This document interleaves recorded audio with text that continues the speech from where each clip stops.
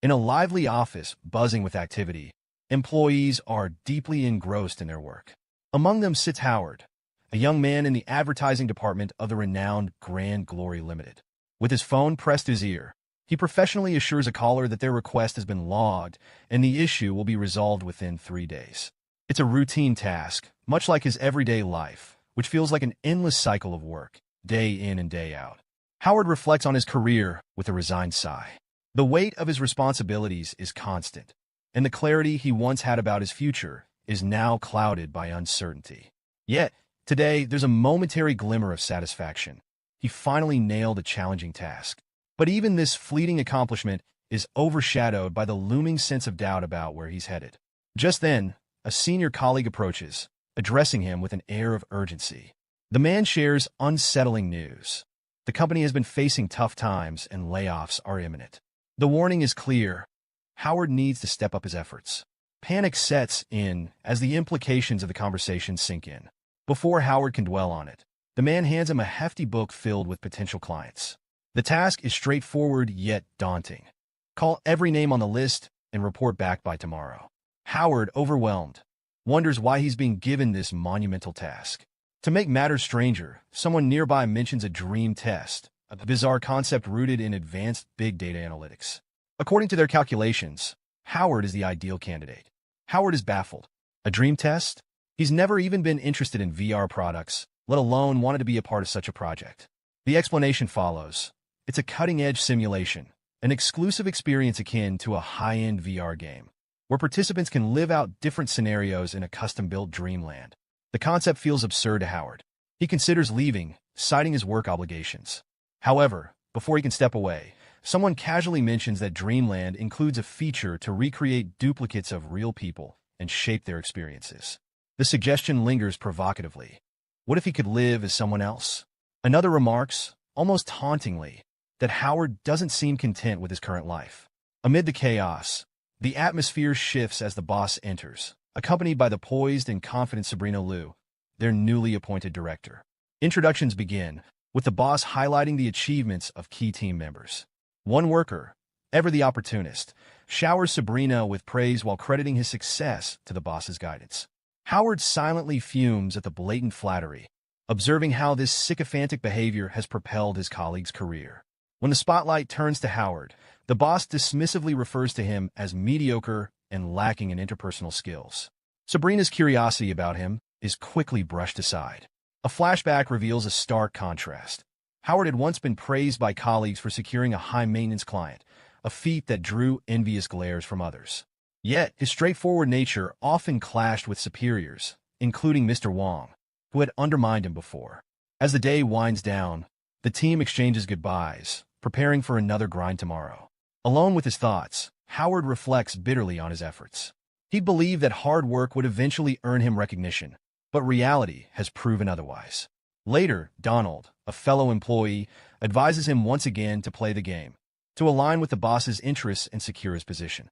But Howard resents the idea, recalling how Donald had previously sabotaged others, turning their successes into stepping stones for his own gain. A question lingered in Howard's mind. Was this truly the right thing to do? Meanwhile, in a passing taxi, Donald observed Wong and Sabrina. Wong, always assertive, warned Sabrina not to waste her energy on the workers. Tomorrow would demand her full attention. Sabrina, unshaken, dismissed his concern with quiet confidence, her words layered with a resolute self-assurance. Wong, however, pressed on, hinting that her actions sent mixed signals. He worried they might encourage overreach. Unbeknownst to them, Howard overheard every word, his mind racing with unresolved tension. Howard had grown weary. Outside the workplace, his hard work often went unnoticed, overshadowed by the weight of discrimination. He had endured enough. A decision formed in his mind. Tomorrow, he'd seriously consider resignation. But tonight, his frustration demanded an outlet. Determined, he initiated the Dreamland system. His goal was clear: to scan Sabrina Liu and Mr. Wong for duplicates within the virtual space. Yet, an error flashed across the screen. Only one individual could be scanned at a time. The system prioritized Sabrina. The scan concluded, and Howard felt a pang of frustration. Why hadn't he been told earlier about this limitation? As his irritation flared, the system detected his emotional spike. A mechanized voice concluded he was enjoying this. He muttered about Sabrina's antics, half annoyed, half amused at the idea of an NPC servant modeled after her. The system reminded him that Dreamland would activate at midnight, leaving him just a few hours to rest. But sleep wouldn't come easily. Anxieties churned in Howard's mind, keeping him awake. The system intervened, activating a neural protocol to override his brain's sleep resistance. His consciousness faded into slumber. When he awoke, Howard found himself sprawled on the floor. Before him stood a girl, her presence commanding yet enigmatic. She introduced herself as AI-63. The voice that had been guiding him all along now materialized as his Dreamland administrator. Howard rose, brushing off the moment's disorientation, and asked, "Has it started?" "Not yet," AI-63 replied. Supplies were necessary for the impending battles. With a gesture, she opened a door marked with the number 1, revealing a shop stocked with survival tools and weapons. Credit points became his currency, and each item carried a price. A machete for 2 points, a truck for 40, compressed food for 1. As Howard surveyed the items, his gaze landed on an endless power battery. Its potential fascinated him, but AI-63 warned him not to touch what he wasn't ready to purchase. Howard nodded, absorbing her advice. Strategic spending would be crucial. He inquired about NPCs, particularly strong ones. AI-63 informed him that a powerful NPC would cost an exorbitant 10,000 points. Howard's protest of robbery earned only a calm response. Then came the final moment. AI-63 declared that Dreamland would activate immediately. The Doomsday Survival door creaked open, revealing the challenge ahead. "Have fun," she said, her tone both encouraging and foreboding, before leaving him to face his fate. A faint, eerie glow spilled from the door, jolting Howard awake. Panic clawed at him as he lay in bed, his breath shallow and rapid. The familiar surroundings of his home greeted him, unchanged, unyielding. He scolded himself for his naivety. How foolish to think technology, in all its advancements, could conjure an entire world from nothing. With a resigned sigh, he resolved to shake off the remnants of his restless thoughts, freshen up, and head to work. The bathroom light flickered on, casting harsh shadows on the walls, only to plunge him into darkness as the power abruptly failed. Unease curled in his stomach as he dressed and stepped outside. The street was desolate, an unsettling emptiness hanging in the air. Where were the people? His thoughts halted as the roar of an airplane shattered the silence, its descent catastrophic. Howard froze, eyes wide, as the aircraft crashed in front of him, flames erupting into the sky. A voice, cold and automated, chimed from a nearby car. Mini Dreamland Doomsday Survival initiated. Level 0. Duration 180 days. Panic tightened his chest. 180 days? He whispered, disbelief flooding his mind. Before he could process, a stream of gasoline leaked from the wreckage, igniting a fiery explosion. He dove to the ground, the heat searing, chaos consuming him. Heart racing, Howard gathered his thoughts. The voice had posed a grim challenge. Survive in a world where humanity had vanished. Planes could plummet, disasters would strike, and supplies were finite. His mind churned. He needed food, water, shelter, medicine, tools, and transportation. The days stretched out before him, daunting yet finite. If he strategized carefully, he could endure, and perhaps even reclaim control of his life, using this time to prepare for a fresh start after his resignation. Determined, he scavenged. A radio caught his eye, its crackling static oddly comforting. Trinkets of no practical value became tokens of fleeting joy. Yet his musings about survival turned surreal as a tiger, unmistakably real, padded into view. Howard froze as the creature approached, its golden eyes steady. The tiger, a former petting zoo resident named Dummy, renowned for its friendly demeanor, licked his face with surprising gentleness. The absurdity of the moment struck him. Even in this simulated nightmare, no detail was overlooked. Days turned into weeks. By the 7th day, the water supply had failed, forcing him to rely on bottled reserves. Without refrigeration, food spoiled rapidly, and maggots infested everything. He scavenged what he could, from canned goods to heartier rations, but the looming specter of malnutrition gnawed at him. It was during one of these desperate searches that he stumbled upon salvation, the Blue Sky restaurant. Inside, a diesel generator hummed faintly, a relic of his childhood memories. It had kept the building powered for 7 days, but its whirring suggested imminent failure. The frozen meat was salvageable, but only just. He resolved to make this his base, working by day to gather supplies, and by night to cultivate land and prepare for long-term survival. By the 31st day, Howard's resolve wavered as the weight of isolation bore down on him. The city was a wasteland, a graveyard of rotting produce and relentless flies. Even the faint promise of fresh garlic sprouts, a hard-won victory, felt hollow amidst the stench and decay. At night, the suffocating darkness whispered of abandonment, and the wind carried only the echoes of a world long gone. Despair crept closer, but Howard clung to purpose. This game, cruel and unrelenting, was his to master, not the other way around. One day, as he drove aimlessly, his thoughts drifted to Sabrina Liu, the mysterious assistant promised to him in this simulated world. Was she real? A trick of the developers? His musings were interrupted by the sight of another car, a girl visible through its window. Howard's pulse quickened. Could it be Sabrina? In the dim light of the morning, Sabrina stirred awake, the coarse fabric of borrowed men's clothes brushing against her skin.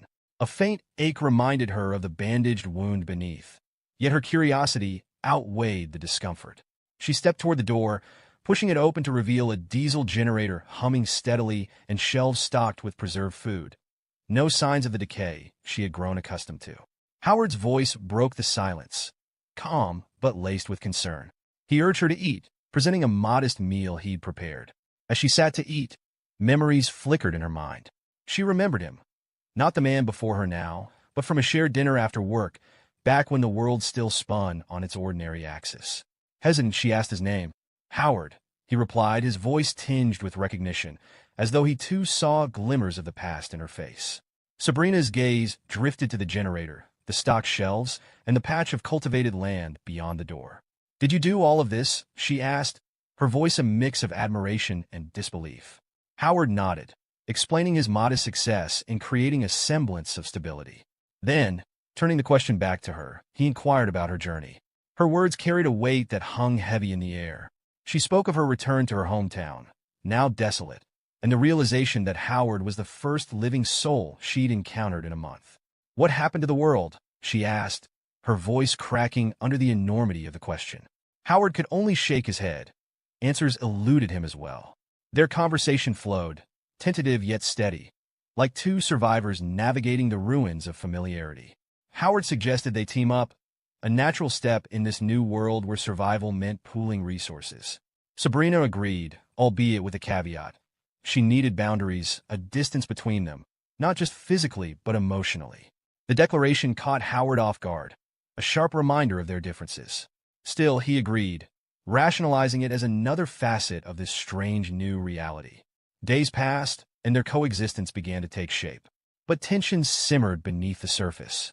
One morning, Howard awoke to the clatter of Sabrina reorganizing the warehouse, claiming it as her own space. She handed him a walkie-talkie, dismissively assuring him it would suffice for communication. The loss of the mannequin, a crude stand-in for companionship, stung Howard in ways he struggled to articulate. When she casually admitted to discarding it, he felt a pang of betrayal. Their tenuous alliance frayed further when Howard discovered a missing pistol from his collection. His accusations were met with Sabrina's exasperation, her patience wearing thin. She proposed separate routines, cooking and laundry apart, to avoid constant friction. Howard, though reluctant, conceded, interpreting it as a necessary measure for peace. Yet their differences continued to clash. Sabrina defended her guarded demeanor, citing her need for safety as a lone woman in uncertain company. Howard, stung by her assumptions, lashed out with bitter honesty, acknowledging her beauty and status but rejecting the notion that her sense of security should come at his expense. Their words cut deep, exposing vulnerabilities neither had intended to reveal. Day 120. Howard stepped outside, greeted by a brisk, cooler breeze. He noted the subtle transformation. This world, once barren and alien, now brimmed with life. Sabrina's careful hand had lined the streets with vibrant, potted plants, their lush greenery turning the neighborhood into a picturesque sanctuary. The vegetable garden thrived under her management, solving the food crisis that had once loomed so heavily over them. Yet, despite these victories, silence stretched between them, a silence born from a quarrel 3 months ago. He wondered how anyone could endure such isolation for so long. He couldn't. The creak of the car door broke his thoughts. Donald, his steadfast companion, sat in the passenger seat. Howard mused aloud about Sabrina, questioning whether her fierce battle with the garden mice had fractured something deeper within her. She seemed to thrive now without human connection, pouring her energy into the land as if the plants were her only companions. Today's mission was clear: scout for new supplies. Howard grimaced as he recalled the state of the supermarket's meat section. Maggot-infested and inedible. "We'll die before those germs get us," he muttered. Fish might be a better alternative. Maggots they could endure. Bacteria they could not. He resolved to catch fish, a food that at least appeared palatable. Their route included a stop at the zoo, a place Howard visited with both dread and fascination. He had formed an uneasy bond with the tiger there, a magnificent creature that had somehow survived, adapting to the strange rules of this new world. As Howard approached, the tiger lay lazily, exuding both power and calm. He chuckled, giving it a good rub, marveling that this apex predator had managed to outlast so many others. The tiger's diet, however, was a grim reminder of the world they now inhabited. Herbivores turned into prey, survival dictating the rules. Howard tossed the last of the meat from his dwindling freezer stock, watching as the tiger devoured the offering. But the moment of peace shattered when the beast suddenly bolted, lunging at a deer. Howard's heart skipped. Deer didn't have antlers in this zoo. This was a creature from the outside, a stark symbol of nature reclaiming civilization. The sky began to darken, and Howard felt a shift in the air. Heavy, oppressive. His instincts screamed danger. "A typhoon," he muttered, eyes scanning the horizon. But a force 10 typhoon here? They were far from the coast. The realization struck like a thunderclap. This wasn't reality. It was the game, a cruel challenge designed to test him. His thoughts darted to Sabrina. Every day, she rode her bike into the mountains. She should have reached the peak by now, but where was she? Fear gnawed at him as he sped toward the house, the storm bearing down. The streets that Sabrina had so meticulously adorned were now strewn with fallen plants, a chaotic mirror of the storm within him. The door to the house stood ajar. Sabrina wasn't back. His mind raced, envisioning her defiance against the storm, perhaps battling it as she had the mice. He could almost hear her commanding them to leave her tomatoes alone.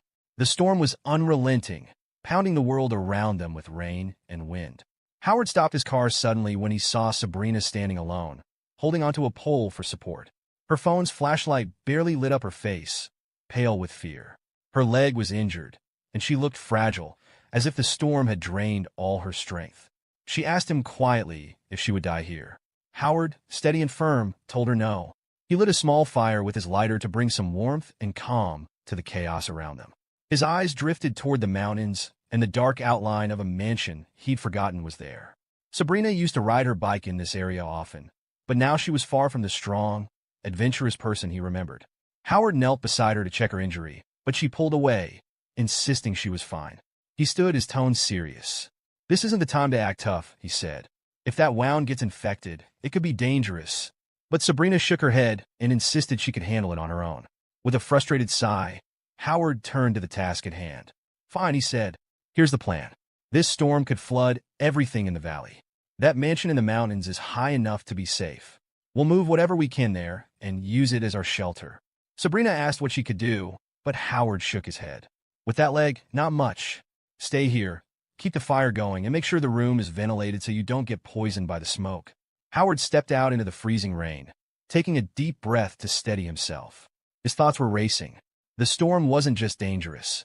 It had already stripped them of almost everything. The generator was broken, the freezer ruined, and most of their food had gone bad or been washed away. All that remained was barely enough for 2 meals. Hunting or fishing in this weather wasn't an option, and even the animal burrows were flooded. "This is life," he muttered bitterly to himself.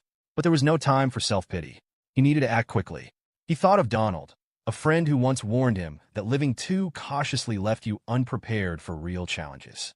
That truth stung now as Howard realized how ill-equipped they were to face this disaster.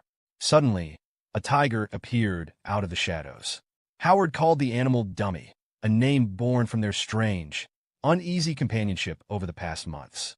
He needed the tiger's sharp instincts and strength, but Dummy's wild nature made him unpredictable. Howard pleaded with the tiger to help him hunt, but the tiger roared and turned away, leaving Howard to fend for himself. The storm pressed on as Howard drove through the rain. Everything felt strange and dreamlike, too vivid to be real, yet somehow off. Sabrina, Dummy, the storm itself. They all seemed like shadows of something familiar but distant. Then he saw Sabrina lying on the ground. He slammed the brakes and rushed her aside. She was soaked and shivering, barely able to speak. She explained weakly that she had gone out to collect rainwater, wanting to pull her weight and not rely on him for everything. But her stubbornness had left her collapsed and helpless in the mud. Howard lifted her, despite her protests. She insisted he let her go, reminding him of their deal. She handled the house while he worked outside. But Howard had had enough. "Stop it," he snapped, his voice sharp. "I've got too much to deal with already. From now on, I'm making the decisions." Howard put Sabrina on the bed, telling her to stay put while he fetches the emergency kit. His tone was firm as he warned her against any reckless actions, adding that he would show no mercy if she did. Sabrina, frustrated, snapped that she could handle her wounds herself and didn't need his help. But Howard's expression remained serious as he reminded her that they were barely 2 meals away from starvation. He told her to recover quickly so she could help with the chores, otherwise they would both end up starving. As Howard tended to her wounds, Sabrina broke the silence by asking what his plan was. He explained that he had once seen some deer nearby, but they had run off. Tomorrow he planned to go hunting. Sabrina's curiosity sparked, and she asked about the deer. He confirmed they were wild deer that had taken over the land after people disappeared. Sabrina warned him that wild animals are quick to remember scents associated with danger and will stay highly alert. When she asked if he had scared the deer off before, he hesitated but eventually admitted that they might have sensed him. However, he reassured her that he had guns.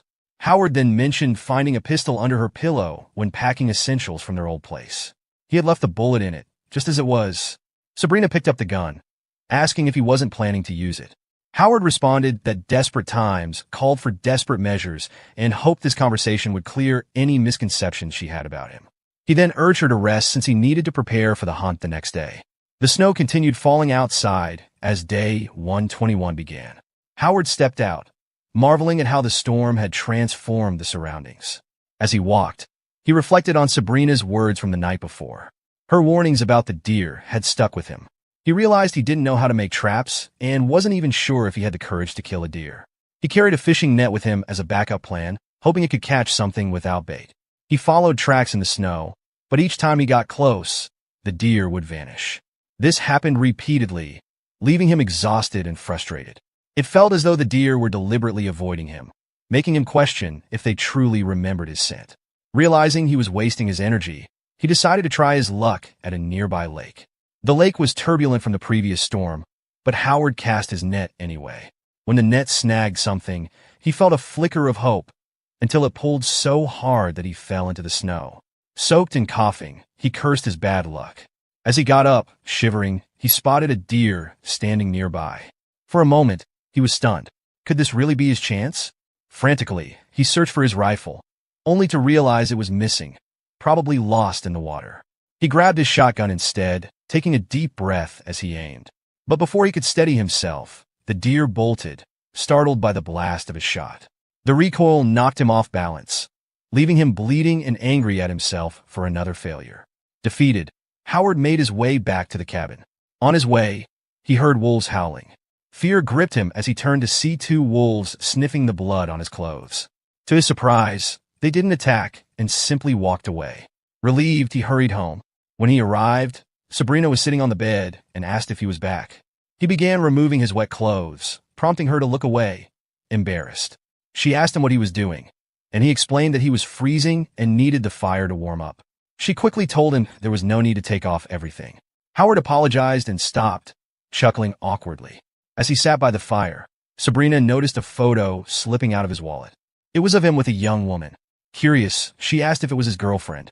Ex-girlfriend, he replied simply. She asked why they had broken up, and he admitted that he had wanted a family but she hadn't been ready to settle down. Turning the topic to her, Howard teased that she must have admirers. Sabrina casually mentioned her boyfriend, Lawrence, a successful tech executive with a doctorate from MIT. Howard joked that Lawrence must be brave to date someone like her. Sabrina, offended, reminded him that she was his boss. Realizing she had overstepped, she quickly apologized. Just as the conversation was settling, her blanket slipped slightly, and they both froze in embarrassment. She quickly told him to stop staring and ordered him out. Howard raised his hands in surrender, saying he was leaving. As he stepped out, he muttered to himself about how ridiculous the day had been. His stomach growled, a harsh reminder of the worsening hunger. On days 122 and 123, Howard ventured deeper into the jungle.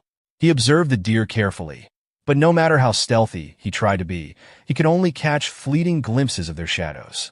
If he got too close, they vanished into the woods, making all his effort meaningless. He thought to himself that he would never touch a gun in real life, and that being a full-time hunter wasn't for him. His short-range weapon wasn't suitable for such a task either. He tried shooting at the deer several times, but none were caught. The inability to approach the deer felt like a death sentence. By days 124 and 125, Howard stayed home, tending to Sabrina's wounds. They had begun talking more often, and Sabrina, despite her condition, never complained about his failed hunts or their worsening situation. Howard admired her independence, though it concerned him. She was growing weaker. Her bones weren't healing, and she hadn't mentioned any stomach pain for a long time. He chose not to tell her about the wolves he'd encountered, knowing she would insist on sharing more responsibilities, even in her fragile state. Howard shared his plan with Sabrina. He had built a trap, just a simple pit lined with sharp wooden stakes and covered with cabbage leaves. He reasoned that in the harsh winter, the deer wouldn't resist such bait. Sabrina frowned, pointing out the risks of such strenuous work in his condition. Howard agreed, but explained that he lacked the strength to make another trap. They had no other choice. The next day would decide their survival. On the next day, Howard drove into the woods to check the trap. At first, it seemed empty, but then he noticed blood. Excitement surged through him. He must have caught something. He began tracking the wounded animal, desperate to find it. But as he followed the trail, he stumbled upon wolves devouring the deer. Furious, Howard shouted at them, firing shots in their direction. "That's mine," he yelled. The wolves, undeterred, dragged the remains away. Defeated, Howard stood there, seething, as the crushing weight of failure set in. He told himself this was just a game, but the despair felt far too real. On day 126, at 7:03 p.m., Howard shared the last of their food with Sabrina. She told him to keep it, feeling she didn't deserve to eat since she hadn't contributed. Howard snapped, asking her to stop being so stubborn. They were on the brink of death, and her pride wouldn't help them survive. Her silence broke as she revealed fragments of her past. Before turning 18, she had been a puppet controlled by her father. Most of her days were spent locked in her room, following his commands.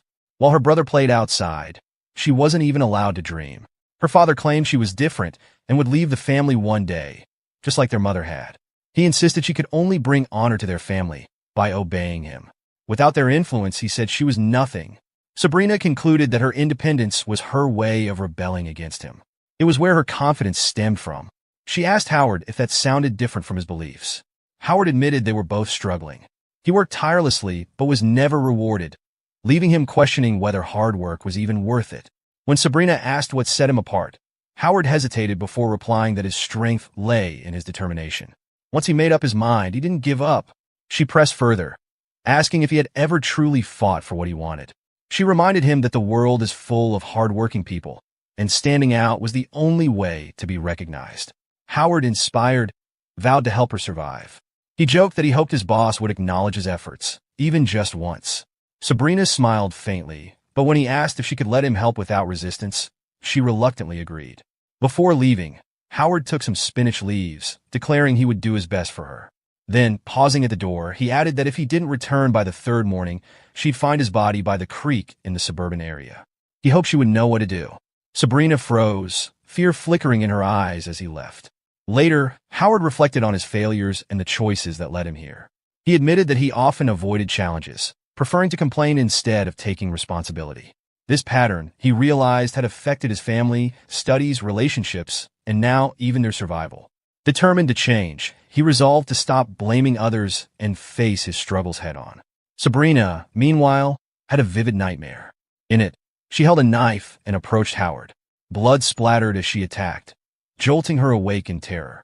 Trembling, she realized it was her first dream in months. Howard's parting words echoed in her mind. Would she truly have to resort to eating his body if he didn't return? Tears welled up as she grappled with a haunting thought. Day 127 found Howard gasping for breath in the forest. He paused by a lake, reflecting on the first time he had fallen into the water here.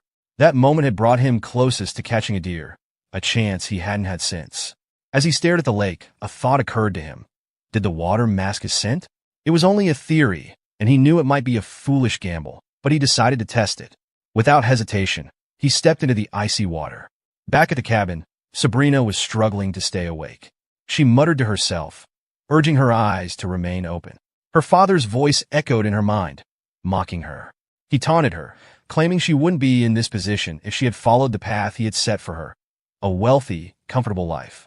His words cut deep, accusing her of being worthless and taking on more than she could handle.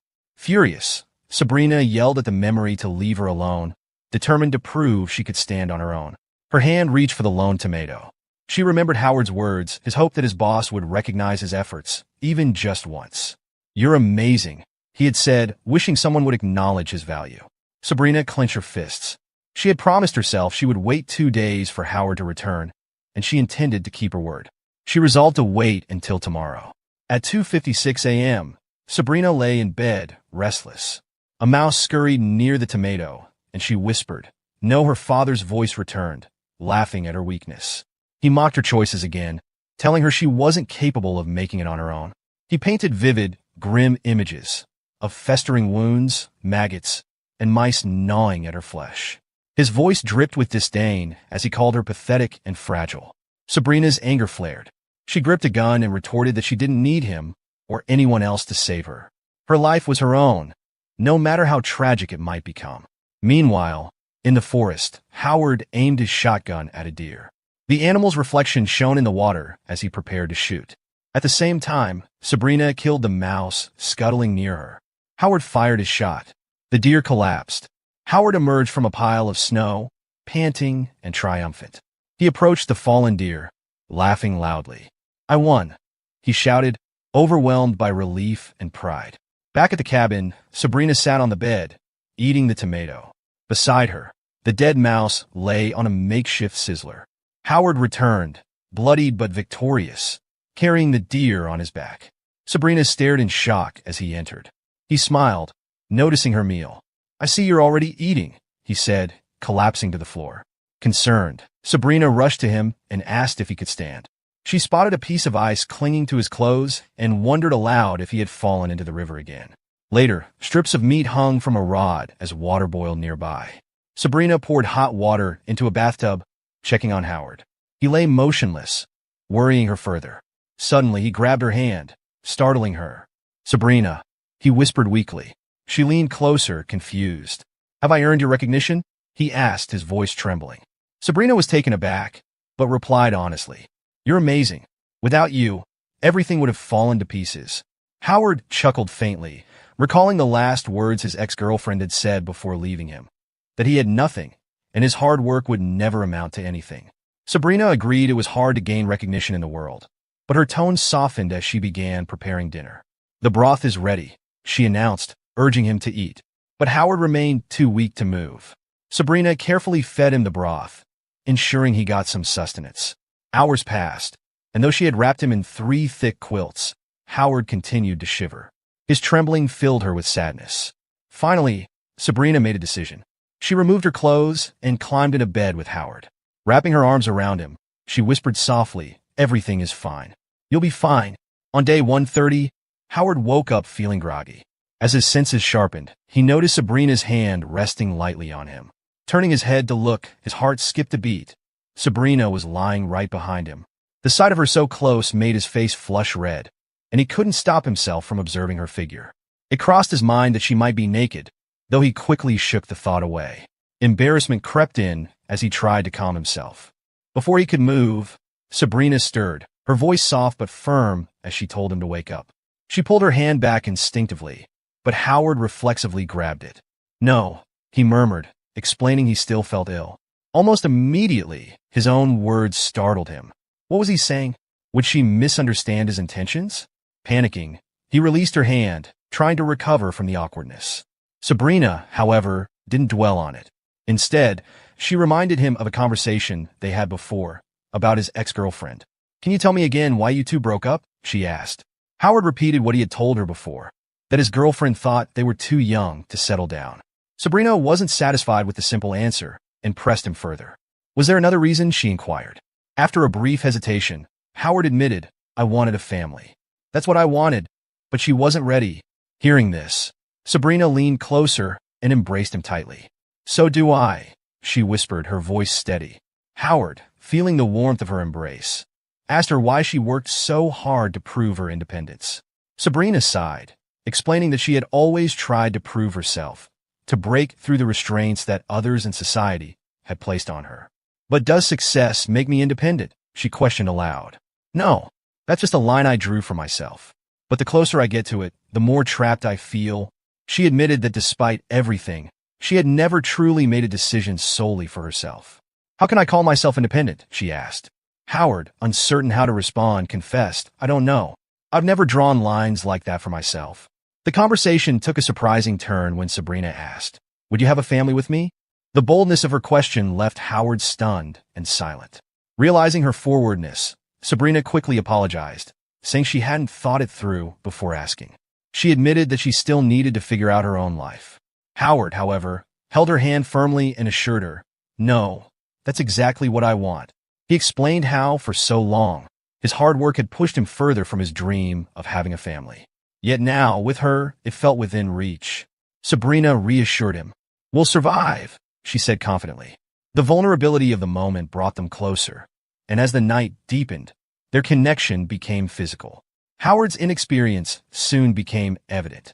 Flustered, he admitted he didn't know how to proceed. Sabrina took the lead, only for Howard to nervously blurt out, "Is this even appropriate?" "My wife." Sabrina interrupted him with a light slap, reminding him they weren't married. "We're just two consenting adults," she clarified. "We live together based on mutual respect and support. Don't get ahead of yourself." Howard sheepishly agreed, and the night unfolded with newfound intimacy. The following month brought challenges but also a sense of partnership. The deer they had hunted earlier were long gone, their meat consumed as the harsh winter persisted. The river had frozen solid, forcing them to carve holes in the ice for fishing. Despite the conditions, Sabrina took on extra responsibilities. Together, they worked on constructing a greenhouse to grow vegetables, a project that was nearly complete. Howard, still recovering from frostbite, helped as much as his lingering injury allowed. One morning, before Howard left to hunt, Sabrina stopped him, saying she had a surprise for him. Howard blushed, expecting a kiss or something romantic, but she handed him a poncho made from deer hide. Grateful, he accepted it with a small laugh, noting it wasn't quite what he had imagined, but was still incredibly practical. Out in the wilderness, Howard stumbled upon the body of a deer. Feeling fortunate, he continued his journey, eventually reaching a petting zoo. The sight of the zoo brought back memories of a goat he had named Dummy, one of the few living creatures he had bonded with. As he approached, he heard a low growl and rushed to investigate. Wolves were attacking a tiger, their ferocity shocking him. Howard fired his rifle into the air, scaring the wolves away, but it was too late for the tiger. Gravely injured, it let out a final, mournful growl before collapsing. Howard's focus shifted to Dummy. The tiger was alive but in visible pain. As he knelt beside him, memories of their time together flooded his mind. Guilt and sorrow weighed heavily on him as he realized what needed to be done. "I'm so sorry," he whispered, tears streaming down his face. With a heavy heart, he aimed his gun and ended Dummy's suffering. Overwhelmed, he silently vowed to avenge him. Back home, Sabrina noticed Howard's somber demeanor. "What's wrong?" she asked. He brushed off her concern, saying it was nothing and urging her to stay indoors for the next few days. The outside world, he explained, was too dangerous. Sabrina agreed, mentioning she had plenty to do in the greenhouse. Howard, now alone with his thoughts, reflected on how much he had longed for a loving home. He had achieved it, but it came with the constant threat of danger. Resolving to protect what he had built, he prepared to face the wilderness again. During a hunt, Howard watched wolves encircle a deer, their sharp instincts on full display. He moved stealthily, shooting and injuring one of the wolves. Knife in hand, he approached to finish the job but was jolted awake. Sabrina, concerned, asked if he was all right. Howard reassured her, downplaying the vivid nightmare. Yet the images lingered, a reminder of the challenges they faced in this unforgiving world. On the 170th day, Howard kept track of time with precision, marking each passing moment since the hunt for the wolves had begun. 10 relentless days, and yet the two remaining wolves had vanished, leaving no trace. Despite their absence, their fearsome gazes still haunted him, a vivid reminder of the threat they posed. He knew recklessness could be his downfall, just as it had been for Dummy. And Howard wasn't ready to die, not yet. Only when the last of the wolves were gone could he allow himself the fragile peace that eluded him. Sabrina interrupted his brooding that evening, her voice carrying a hopeful lilt. She announced she'd made steamed fish and roasted meat, proudly claiming her cooking skills had improved. She urged him to join her, to savor the meal together. But Howard, preoccupied with his task, shook his head. He had other plans. He needed to clean the tent and pack jerky for an upcoming trip that would take several days. Disappointment clouded Sabrina's face. She protested softly, reminding him how distant he'd become, leaving early, returning late, always consumed by something else. Her plea was simple: stay for dinner just this once. But Howard apologized, explaining that he couldn't rest until he completed something important. When she pressed for details, silence fell between them. Howard wrestled with the truth. He couldn't tell her how dangerous the hunt had become. Sabrina was too proud to remain on the sidelines. Instead, he brushed it off as trivial. But Sabrina saw through his words, her tears betraying the hurt she felt. 3 days later, on the 173rd day, Sabrina awoke to the sound of hammering. She found Howard boarding up the windows with wooden planks. Confused, she asked what he was doing. He replied simply, it was getting colder, and he wanted to reinforce the windows before the worst of the weather hit. But Sabrina wasn't convinced. She challenged him, saying she'd never asked for this protection. Howard deflected her frustration, changing the subject and asking if there was any food ready. He acted as if the tension between them didn't exist, as if they weren't drifting apart. Sabrina, however, couldn't hold back. She admitted that their relationship had been rushed, built in the heat of survival. Her voice cracked as she asked if he saw it as nothing more than a fleeting connection. Howard's response was firm. Everything he had done was for their home, for her safety. But Sabrina's anger simmered. She reminded him that their home was built on mutual respect. She demanded he tell her what was going on, what was truly on his mind. Howard hesitated, then reminded her of their agreement. She would stay home while he handled the dangers outside. He assured her there was nothing she could do to help, and all he asked was for her to wait a few days. Sabrina's shoulders slumped, sadness overtaking her as she walked away. As snow began to fall in earnest, Howard's focus shifted. The wolves' tracks would soon vanish under the heavy drifts, and the bitter cold threatened their survival. Temperatures were plunging to minus 30 degrees Celsius, and the hunt was no longer viable. Now, his priority was ensuring they had enough supplies to endure the worsening weather. At the hardware store, Howard gathered nails, iron wire, and tape, everything he needed to fortify their home. His fingers brushed against a manual, and he paused to examine it. It was for diesel generator maintenance. Hope flickered in his chest. With this, he could finally bring power back. But as he flipped through the pages, the crackle of static caught his attention. The store's dusty TV flickered to life, and the AI-63 appeared. Her words were chilling. She reminded him that the doomsday survival dream was about to become reality, and in just 1 week, everything would change. Howard's chest tightened as the weight of a revelation bore down on him. Back at home, Sabrina was packing her suitcase. She left a note taped to the door. We need a break. Don't come after me. Her tears blurred the words as she stepped into her car. She hesitated for a moment, casting a final glance at their home before driving away. Meanwhile, at the store, Howard zipped his bag, satisfied he'd gathered the tools needed to fix the generator. But as he prepared to leave, a wolf emerged from the shadows.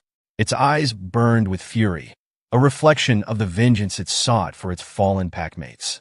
Howard stood his ground, but the fight that followed was brutal. The wolf lunged, teeth flashing, and Howard countered with his knife. The struggle was savage, with Howard's blade breaking under the wolf's relentless attack. Blood splattered as he fought desperately, using the broken knife to deliver the final, fatal blow. He stood over the wolf's lifeless body, chest heaving, his own injuries painting the snow crimson. As he began to leave, a flashback surfaced, his conversation with AI-63. He had pleaded with her for answers. Would this world continue once he was gone? What would happen to Sabrina? She was his wife, his anchor in this fractured reality. He couldn't abandon her. But the fight wasn't over. The dead wolf stirred, launching a final, desperate attack. Its teeth sank into Howard's arm, and he grimaced in pain. Through gritted teeth, he snarled at the creature, vowing to survive. For Sabrina, for the life they had built. In the car, Sabrina's tears fell freely as the road stretched before her. At the store, Howard, bloodied and battered, pushed forward. His steps carried him away from the past, toward an uncertain future shaped by both love and survival. It's day 177. Howard is walking, lost in thought, when a wolf suddenly attacks him. Panic takes over as he realizes he can't die now. Desperately, he reaches for a pistol nearby. As he grabs it, a thought hits him. This looks like Sabrina's gun. When did she leave it in his car? The wolf lunges, but Howard fires a shot, making the animal retreat. Shaking from the encounter, Howard stumbles into his car, his mind racing. He knows he has to wake up and bring back the parts to fix the generator. If he can get it running, Sabrina has a better chance of surviving.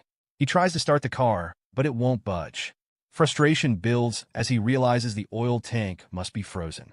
He knows he has to warm the car up, but with the wolf lurking nearby, he can't wait.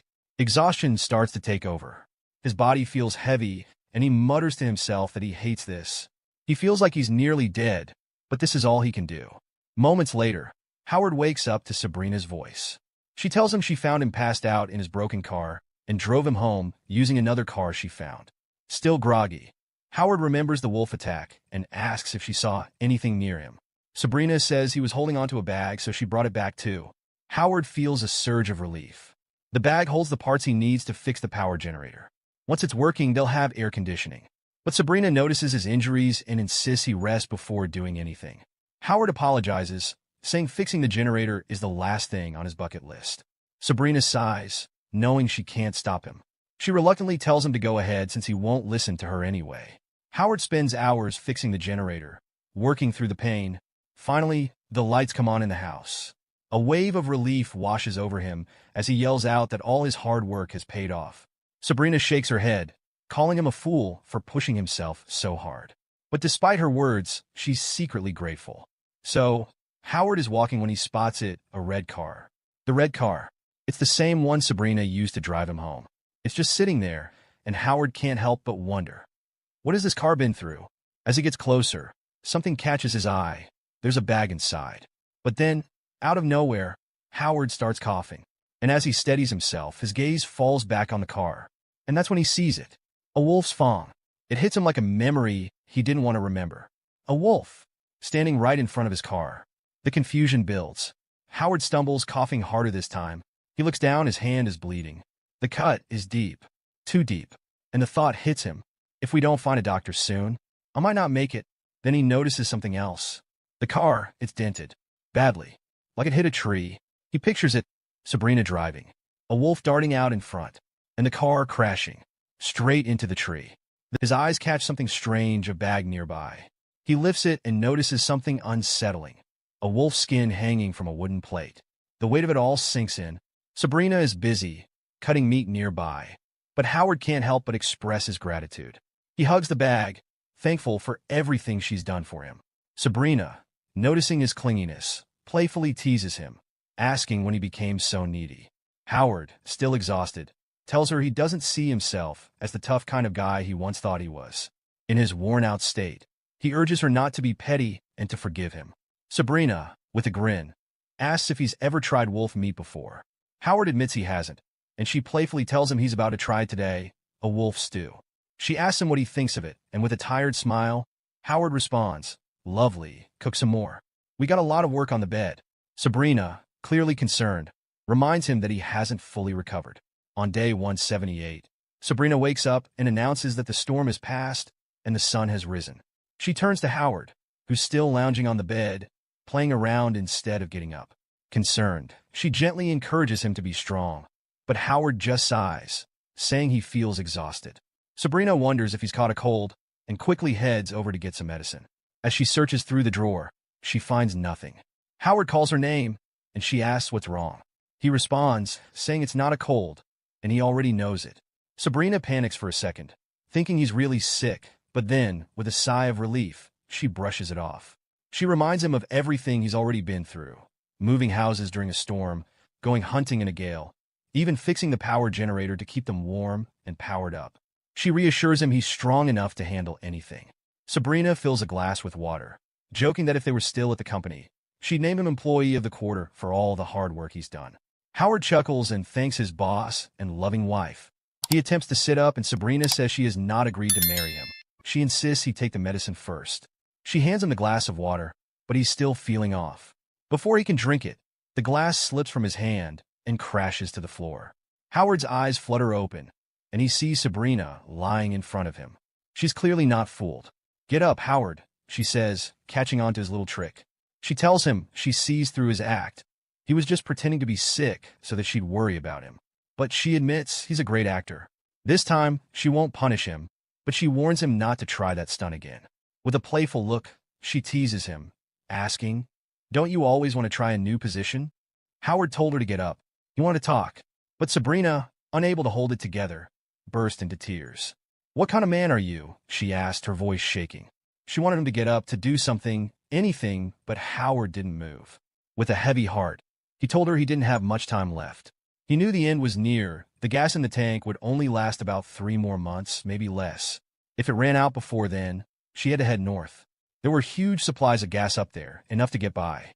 The vegetable seeds, the ones they had prepared, were in a black plastic bucket in the warehouse. They were labeled cabbage, carrots, tomatoes. She knew how to run the diesel generator. The user manuals would be easy for her to follow. But there were other things too. When she moved, she should choose a house that was cold-proof, not just one that looked nice. And when she could, get a bigger car. It would make everything easier. And most importantly, she needed to practice shooting. Sabrina hugged him tightly, tears streaming down her face. It was day 180 of the disaster, and the cold hadn't let up. But Howard knew time was running out. They stood outside together, taking in the gray, snow-covered world. The snow had stopped, but Sabrina wasn't so sure. "It didn't really stop yesterday," she said, wiping her eyes. "Today's warmer than yesterday, though. Things are getting better." She believed the temperature would rise, the snow would melt, and soon she could head north to find other survivors. She was hopeful, even though everything around them seemed bleak. Howard, however, asked her something unexpected. "Have you ever loved me?" Sabrina paused, her heart aching. "No," she replied quietly. Howard smiled a sad, knowing smile. Maybe it was good that she hadn't. He couldn't help but think it was time for him to wake up from the dream. Sabrina wasn't done, though. She let it all out, her emotions spilling over. "You're so self-opinionated," she said, voice cracking. "You never cared about how I felt. When I was upset, you never said anything nice to cheer me up. You did everything for me, but left your junk all over the place. And when I told you not to, you just ignored me. You're a jerk." Howard listened, knowing it was true. He had his faults, but he had tried, in his own way. Sabrina cried, not because she didn't care, but because the weight of it all was too much to bear. Howard opens his eyes, waking up from what feels like a long, disorienting experience.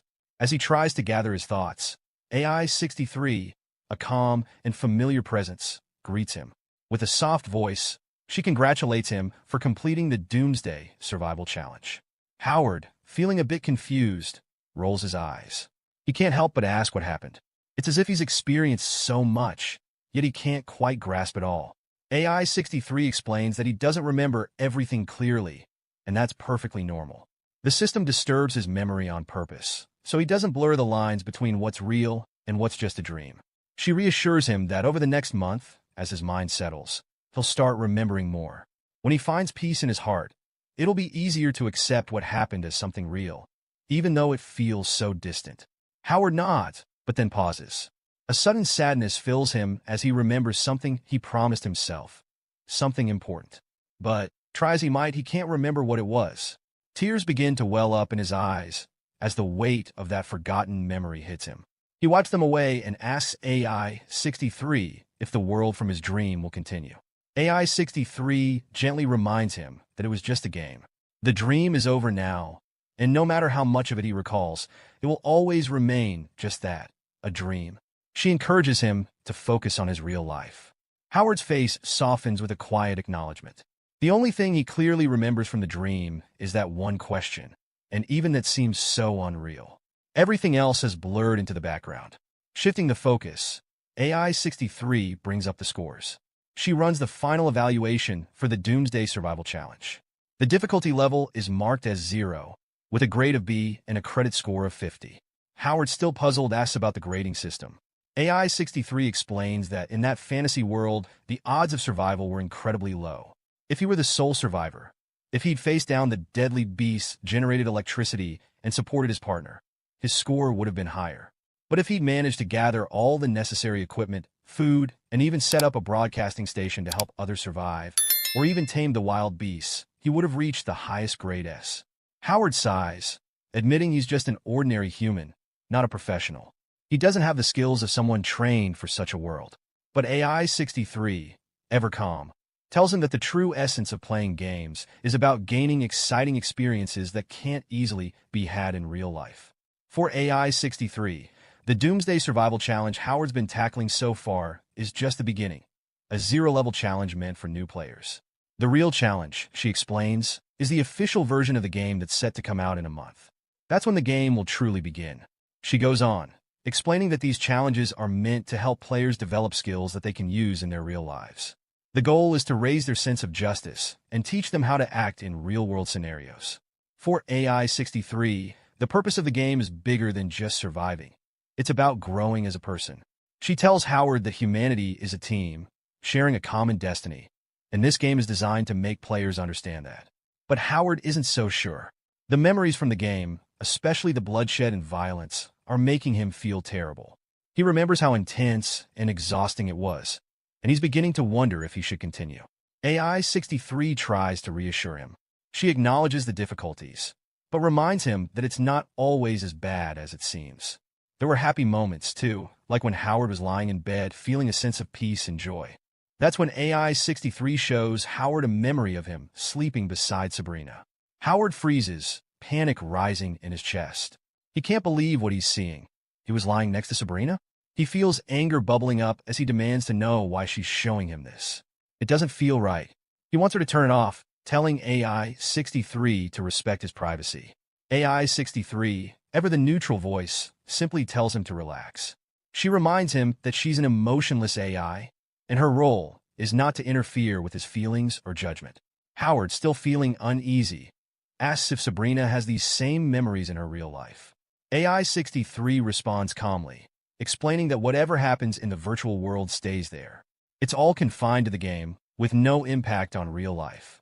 Howard's suspicion grows. He starts to smell something fishy. He begins doubting whether he's dealing with a legitimate company or if there's something more deceptive at play. He wants to know how to get out of this place, how to break free. In response, AI-63 rubs her left eye, triggering the system menu. She tells Howard that if he wants to contact her in the real world, he needs to do the same. But before Howard can ask more questions, AI-63 mentions the rewards for completing the challenge. She asks if Howard wants them now, offering him a chance to receive them.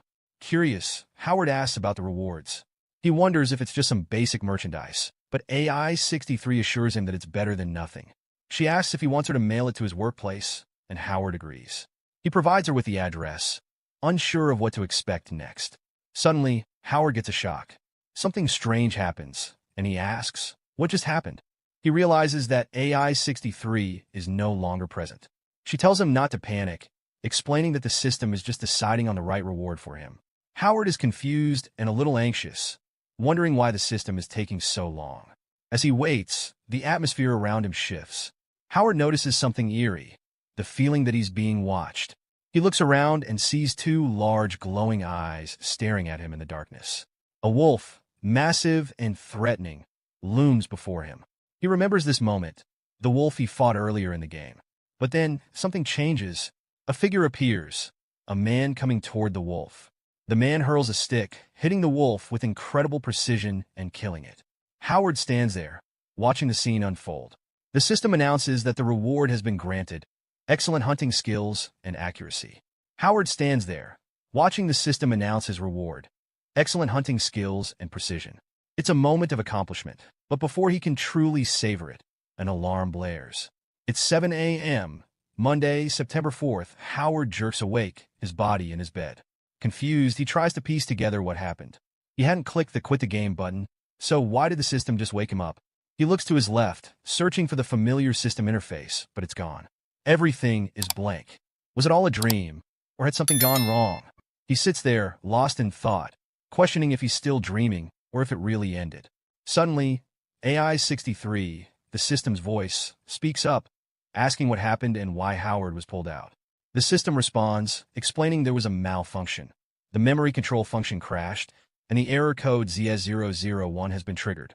The system reassures AI-63 that more information is on the way. AI-63, still processing, looks around and spots Sabrina.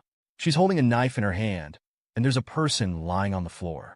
AI-63 asks the system why there seems to be a new dream within an existing one. The system suggests finding a way to fix the issue, but warns that no patch can be found in the database. AI-63, frustrated, questions why it's being asked to write a program to fix the problem.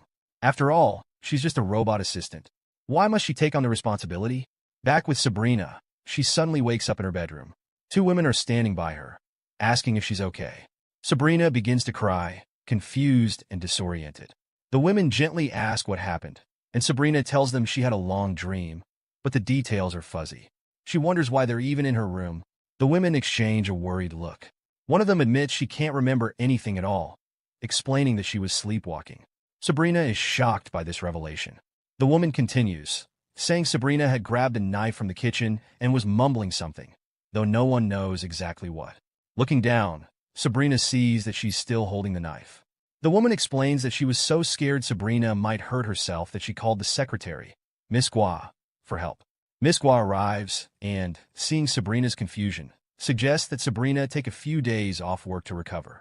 She gently explains that what Sabrina experienced wasn't just a dream. It was something far more unsettling. Meanwhile, Howard is now in a completely different setting, surrounded by people. He's moved, a shoulder bumped into another guy. The guy turned, clearly annoyed, and snapped, "What the hell?" Howard quickly responded, telling him to watch out, but in his mind, he was thinking about how hard it was to move through this crowd. The space felt tight, and Howard found it hard to focus. He apologized and continued walking, realizing just how chaotic things felt. There were so many people around, it was hard to read the room or even focus on real life. Not far from him, a man was cooking something over a fire. The man looked up and saw Howard, asking if he was here as usual. Howard gave a half shrug, replying, "I guess." The man then told him that his relative had asked him to find a match for his daughter. He went on about how lovely she was and jokingly asked, "Why don't you let me set you up with her?" Howard didn't know how to respond to that, but smiled politely. As Howard warmed his hands by the fire, the man noticed and asked if he was feeling cold. Howard, a bit distracted, said, "It's just a bit chilly." But deep down, Howard couldn't shake the feeling that he was still trapped in that dream. The coldness from it felt so real that even now, in the waking world, he could feel it. The man, sensing Howard's hesitation, offered to arrange a meeting with his daughter if Howard was interested. Howard, not wanting to engage further, politely told him that he already had a girlfriend. The man nodded, and Howard couldn't help but reflect on how his life was shifting. The world seemed to look different from all these different angles, and it felt like everything was changing all at once. After the brief interaction, Howard made his way to work. It was 7:50 a.m. He had made it just in time. It felt like it had been forever since he'd last stepped into Grand Glory Limited. He couldn't help but feel like he was running out of time, like he'd almost missed the opportunity to get back on track. As he walked through the doors, someone clapped a hand on his shoulder. It was Donald, an old acquaintance. Donald called out his name, and Howard grinned, saying, "It's been a long time since we last met." Donald looked at him, a little surprised, and asked, "Didn't we just have dinner last night?" Howard, still a bit out of it, nodded, admitting, "Yeah, I was wasted last night. Maybe I'm not sober yet." Donald seemed a bit confused by Howard's comment. Howard quickly realized that, for him, it had actually been 6 months since they'd last seen each other. Donald's face turned serious as he warned Howard, "Watch your back. Don't make mistakes at work. The department is under a lot of pressure right now. Some people are even getting laid off, and worst case, the whole department could be shut down." Howard was caught off guard. That's out of the blue. What happened? Donald tells Howard that the company's board is planning to establish a new marketing department. Now, here's the twist. Their duties? Almost identical to what Howard's team does. The overlap is huge. But there's another issue. Mr. Wong. Howard and Wong? Yeah, they've never exactly gotten along. Donald is visibly nervous, telling Howard he's sure Mr. Wong will fire him first. But surprisingly, Howard doesn't seem bothered. He looks at Donald and says, "Who cares? I'm resigning anyway." For him, the world is too big and full of opportunities to be stuck following rules set by someone else. Donald is stunned. This isn't the Howard he knows. "You've changed," he says. And you know what? He's right. Howard has been different lately. The old him? He'd probably be whining by now, frustrated and unsure. But this time, it's like he's thinking differently. At work that day, Howard sits at his desk, trying to focus. It's been ages since he last felt this disconnected. He picks up his notebook, flips to a blank page, and starts jotting down what he thinks he's supposed to do. Call Oriental Limited. Call Peak Limited. Then he stops. Wait, is this right? Something feels off. He scribbles something down, then tears the page out, crumples it into a ball, and throws it into the trash.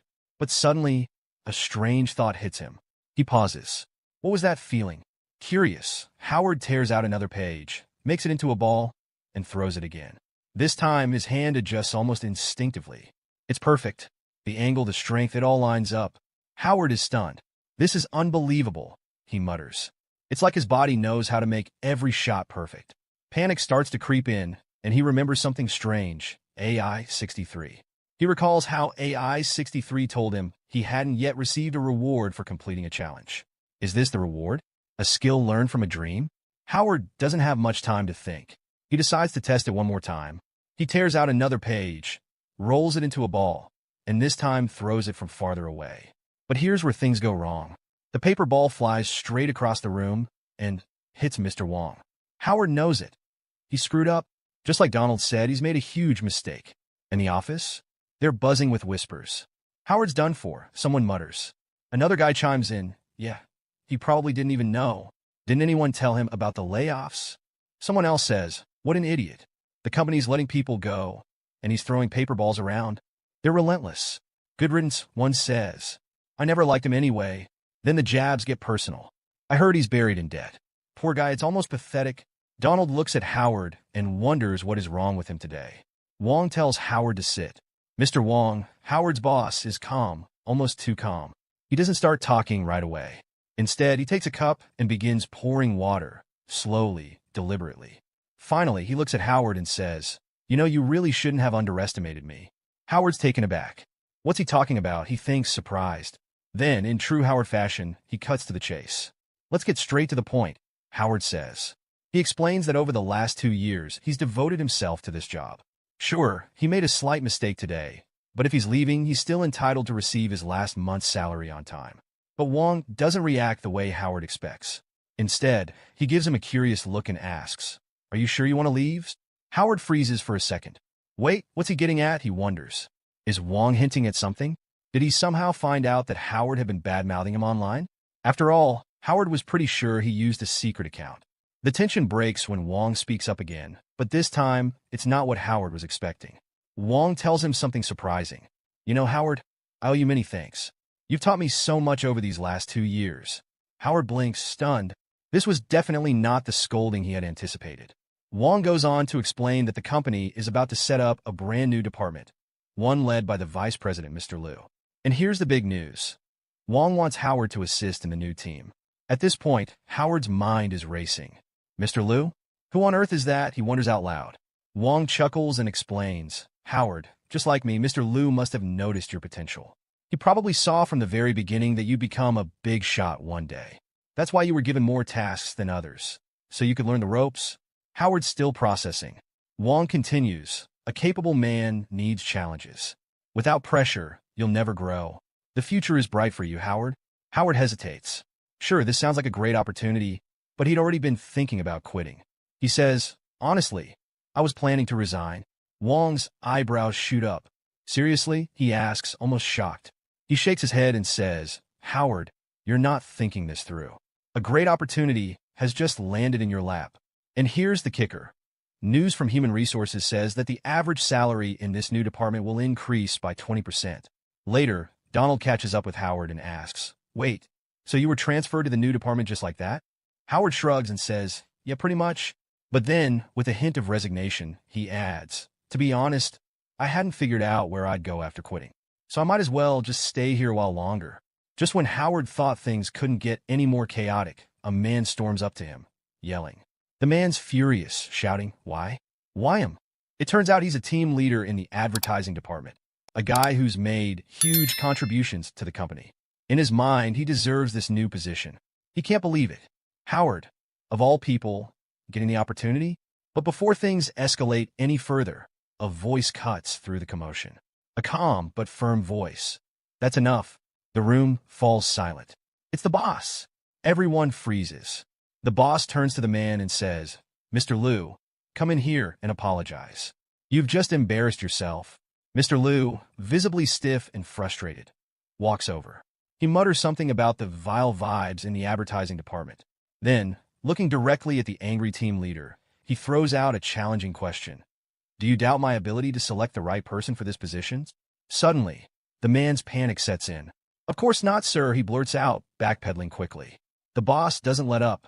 "You should have been taught a lesson long ago," he says coldly. "You're always hasty. Reckless. This position needs to go to someone better." The man is stunned into silence. Then the bombshell drops. The boss announces, loud and clear, that Howard will be transferred to the new marketing department. Oh, and Howard's current work? It'll be reassigned to others, under the guidance of a new team leader. At that moment, Mr. Wong turns to Donald. "Donald, do you want to take over as the new group leader?" Donald's jaw nearly hits the floor. "What? Me?" But then, gathering himself, he quickly stands up. "Yes, sir. I'll do my best." The boss nods and shifts his focus back to Howard. "Howard, you don't need to work today. Pack your things and get ready for the marketing department." Howard simply replies, "Okay." As Howard starts gathering his things, he thinks to himself, "What is this feeling? Mr. Wong, Mr. Liu, they're all being way too nice to me." Before Howard can process any of it, Mr. Liu steps up again. "Oh, Howard, one more thing. There's a party for the staff of the new department after office hours. You should come. It'll be a good chance to meet your new colleagues and discuss your plans." Howard nods. "Got it, Mr. Liu." Then Mr. Liu turns to the rest of the office. "Listen up, everyone," he announces. "I don't know where you all heard these rumors about layoffs, but let me be clear. There will be no layoffs in the advertising department." The entire office breathes a sigh of relief. People start cheering. "That's great news," someone exclaims. One guy laughs nervously and says, "I was so scared, I even bought a train ticket to head back home." Mr. Liu shakes his head with a small smirk. "All right, enough. Back to work. I'll see you all later." As Mr. Liu leaves, Mr. Wong calls out, "Have a good day, sir." Howard watches him go, still puzzled. Who even is Mr. Liu? He thinks. I've never seen him before. So, why would he be so nice to me? Meanwhile, in his office, Mr. Liu flips through Howard's CV. He shakes his head, muttering to himself, mediocre. That's all he is. So why did Sabrina insist on giving him a spot in the new department? Donald stands before his team, looking frustrated. The department didn't meet the target for this month. Let's talk about it. But his words fall on deaf ears. One employee sits there casually, legs crossed, looking almost bored. Another stares off into space, clearly not paying attention. And a third, busy playing with his phone. Donald sighs to himself. They don't care at all. A man approaches Donald, smirking. Is this your first time leading a team? Donald doesn't deny it. The man continues. Well, it's obvious you need more management experience. He goes on, almost mocking him. Howard always said he'd jump ship to another company. If that happens, it's just going to be you and us left in this department. And let's face it, if you can't lead us, no one's going to have your back. Another employee chimes in, saying what everyone else seems to be thinking. What's the point? Whether we work hard or not, the results don't change.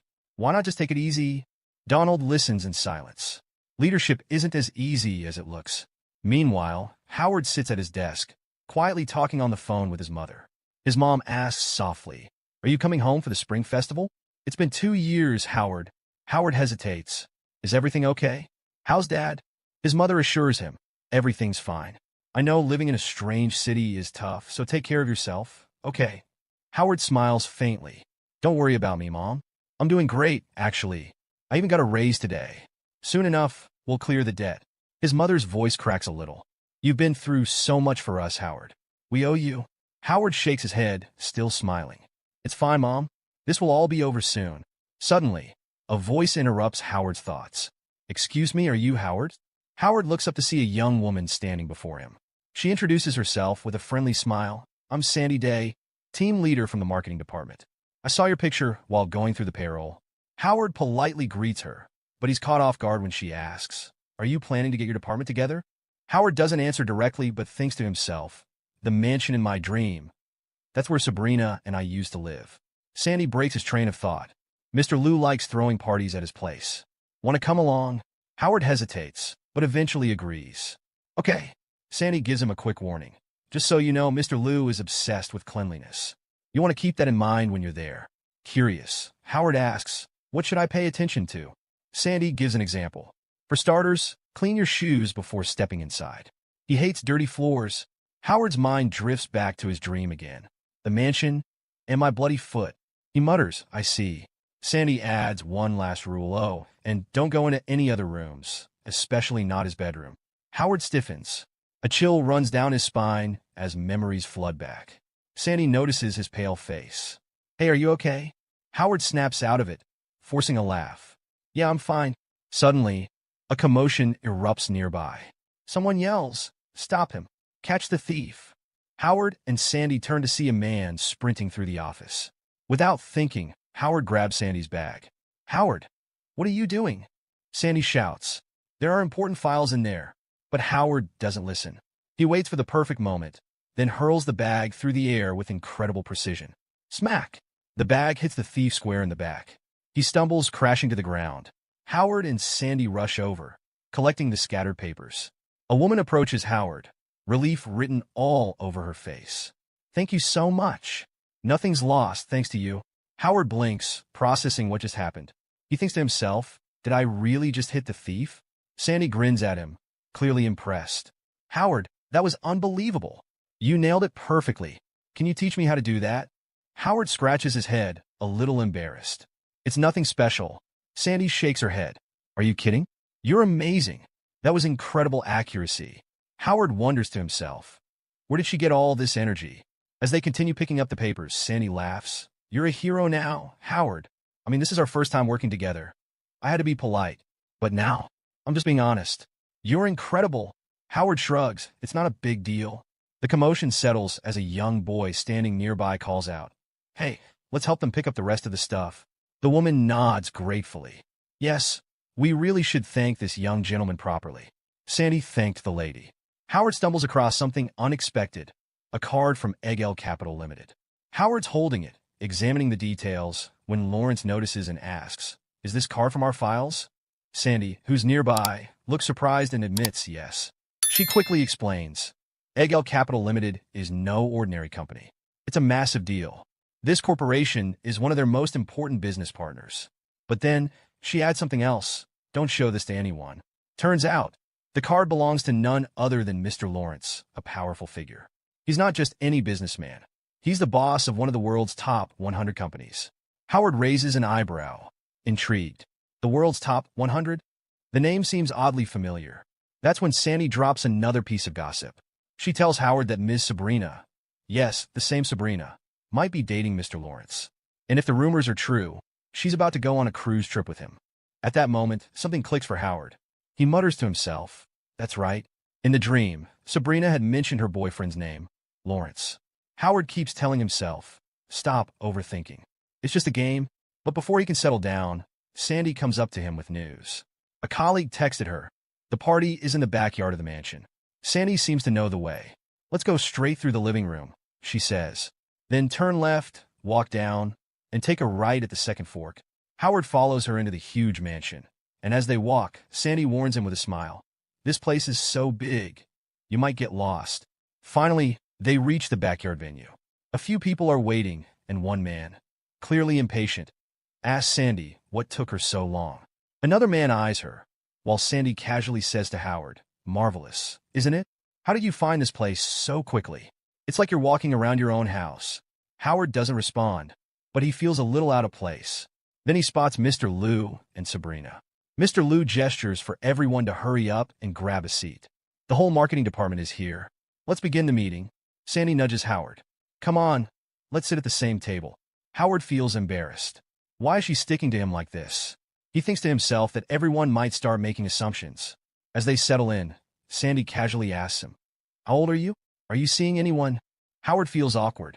He notices Sabrina quietly watching their conversation. Mr. Liu clears his throat, bringing everyone's attention back to the meeting. As everyone knows, our company has 10 chain supermarkets. Now, our focus is shifting to e-commerce. Moving online is our new goal. Howard leans towards Sandy and whispers, Miss Sabrina also works in marketing?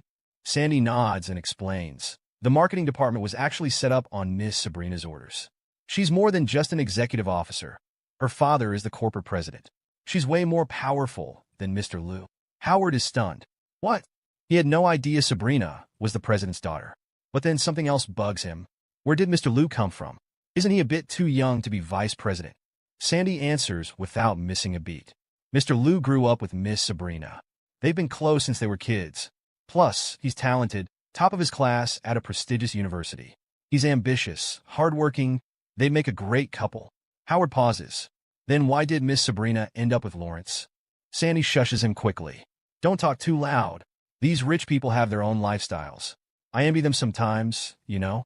Imagine being surrounded by successful business giants all the time. Howard smiles and says jokingly, well, good luck. If you ever get rich, don't forget to help me out. But in his mind, Howard knows the truth. Dreams stay in dreams. In reality, he's stuck with a debt of nearly $1 million. Sabrina? She's out of his league.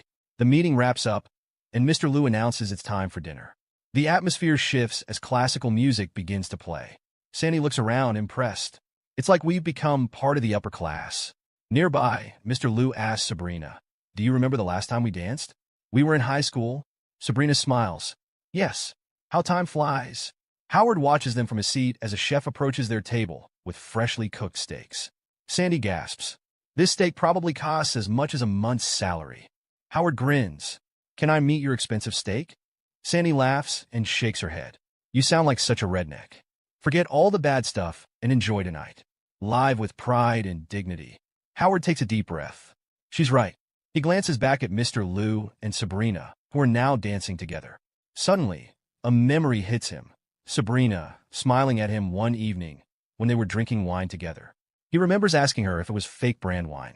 She laughed and said, yes, but it tastes fine. Perfectly sweet. Sabrina glances at Howard too. Someone nearby whispers, what a sweet couple. Howard snaps back to reality, hearing chatter around him.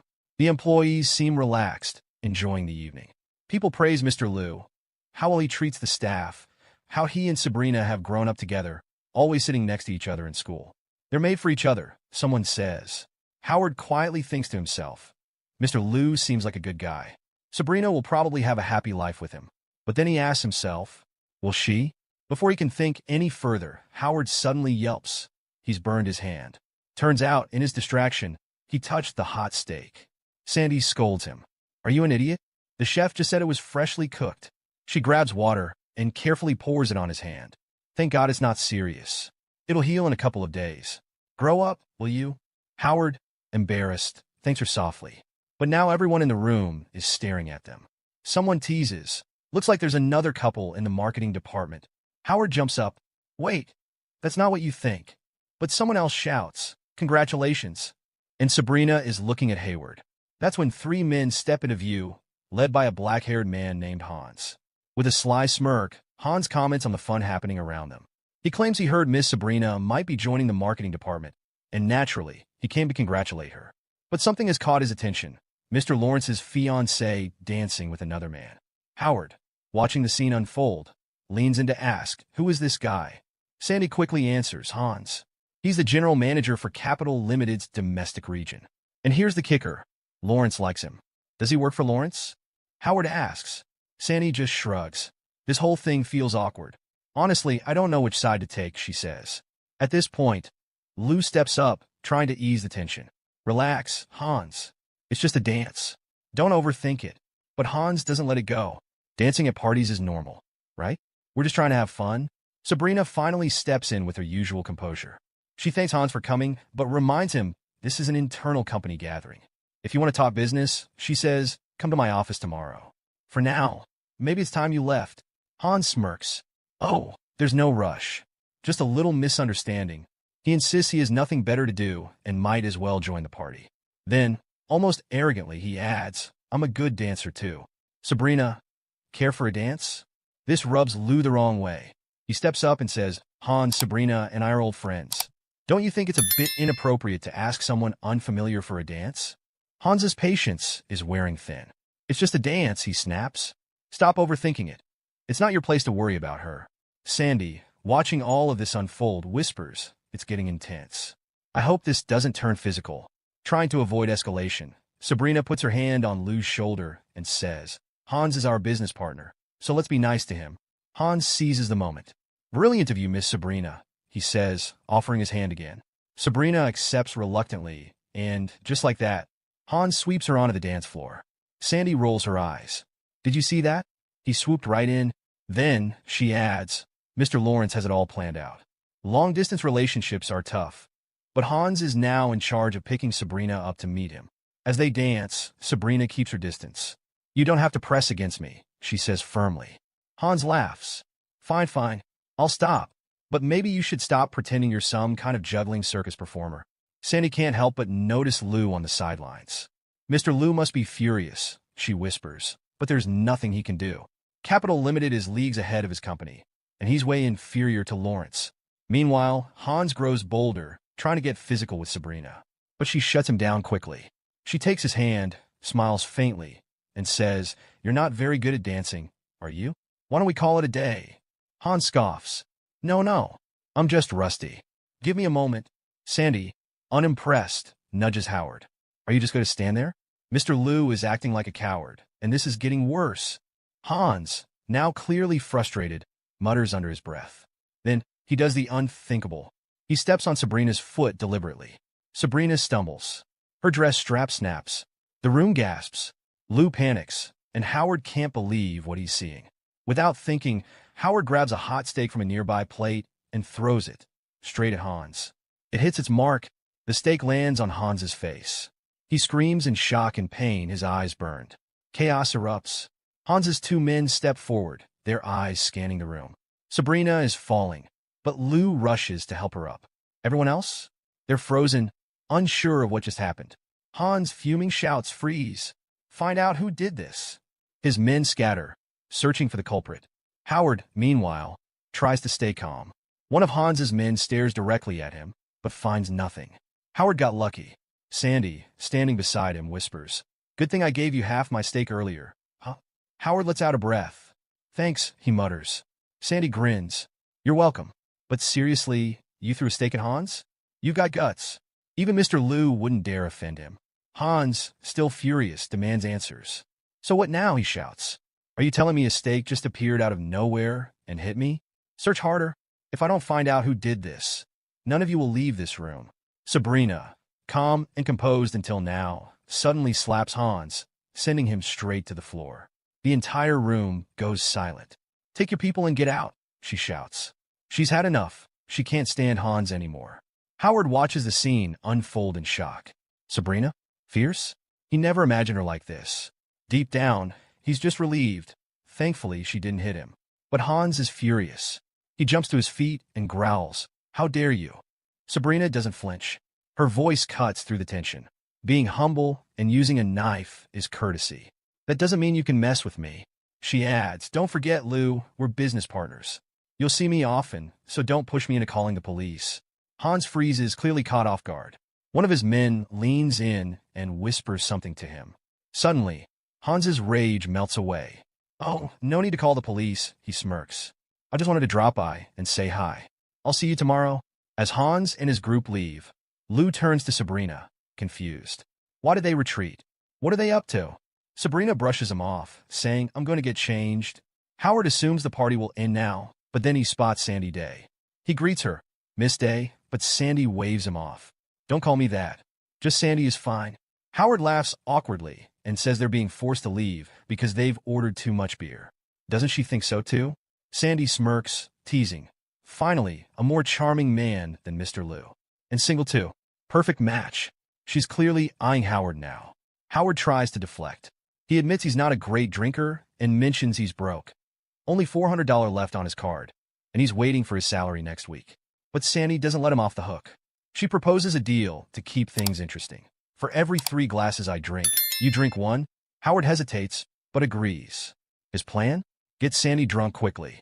Less food, more beer. It's 1 a.m. By now, Sandy is completely wasted. Howard, trying to manage the situation, shakes her gently.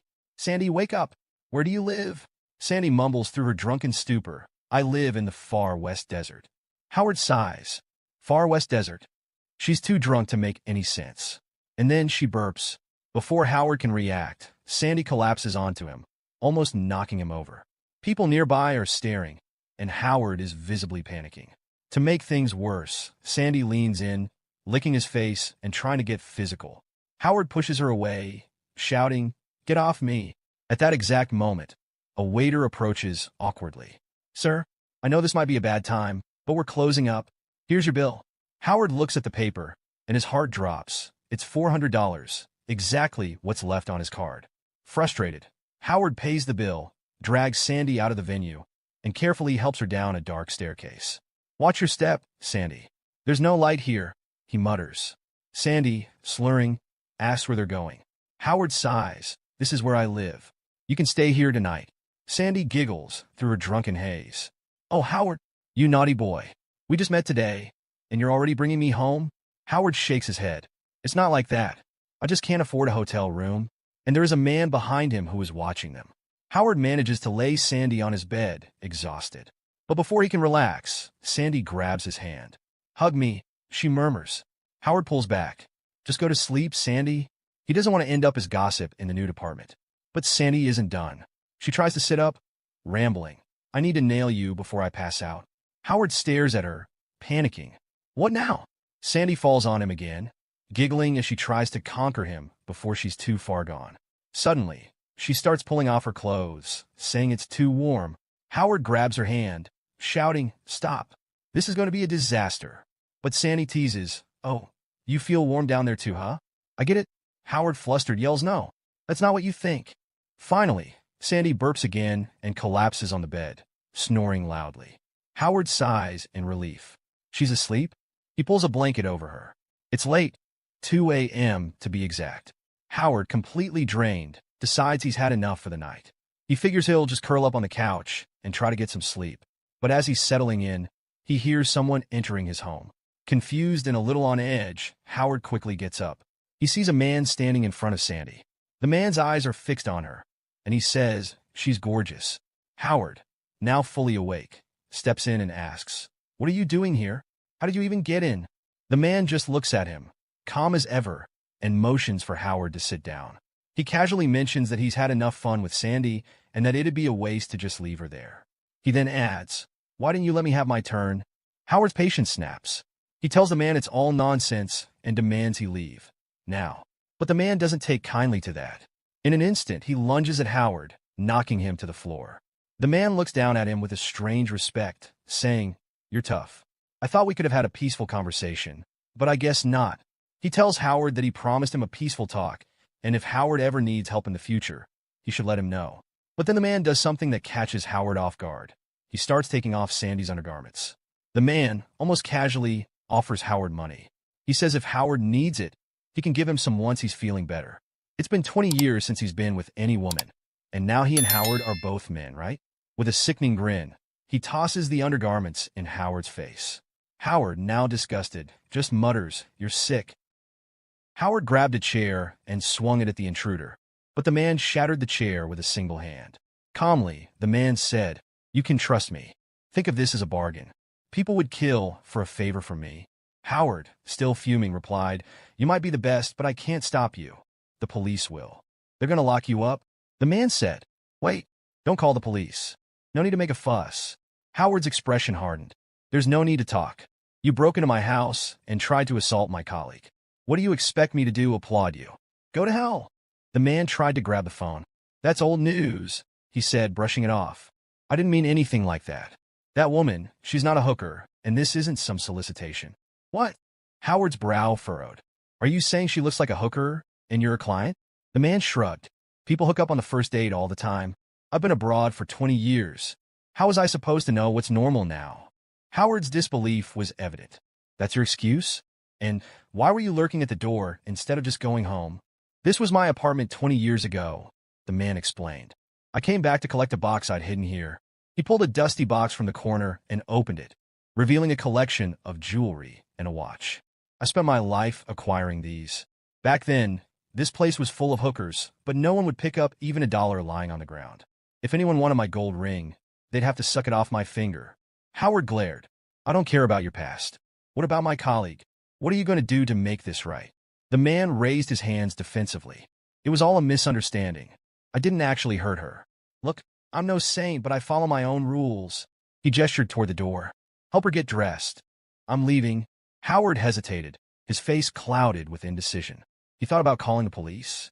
Solicitation is illegal, he muttered. The man shot him a warning look. Don't push me. What if she claims you tried to assault her? Here, take this box and forget about it. Howard's eyes narrowed. What do you mean by that? You think you can bribe me? The man chuckled and held up a ring from the box. Relax. This ring isn't worth much, but it's unique. Ever since I got it, I've dreamed of a woman.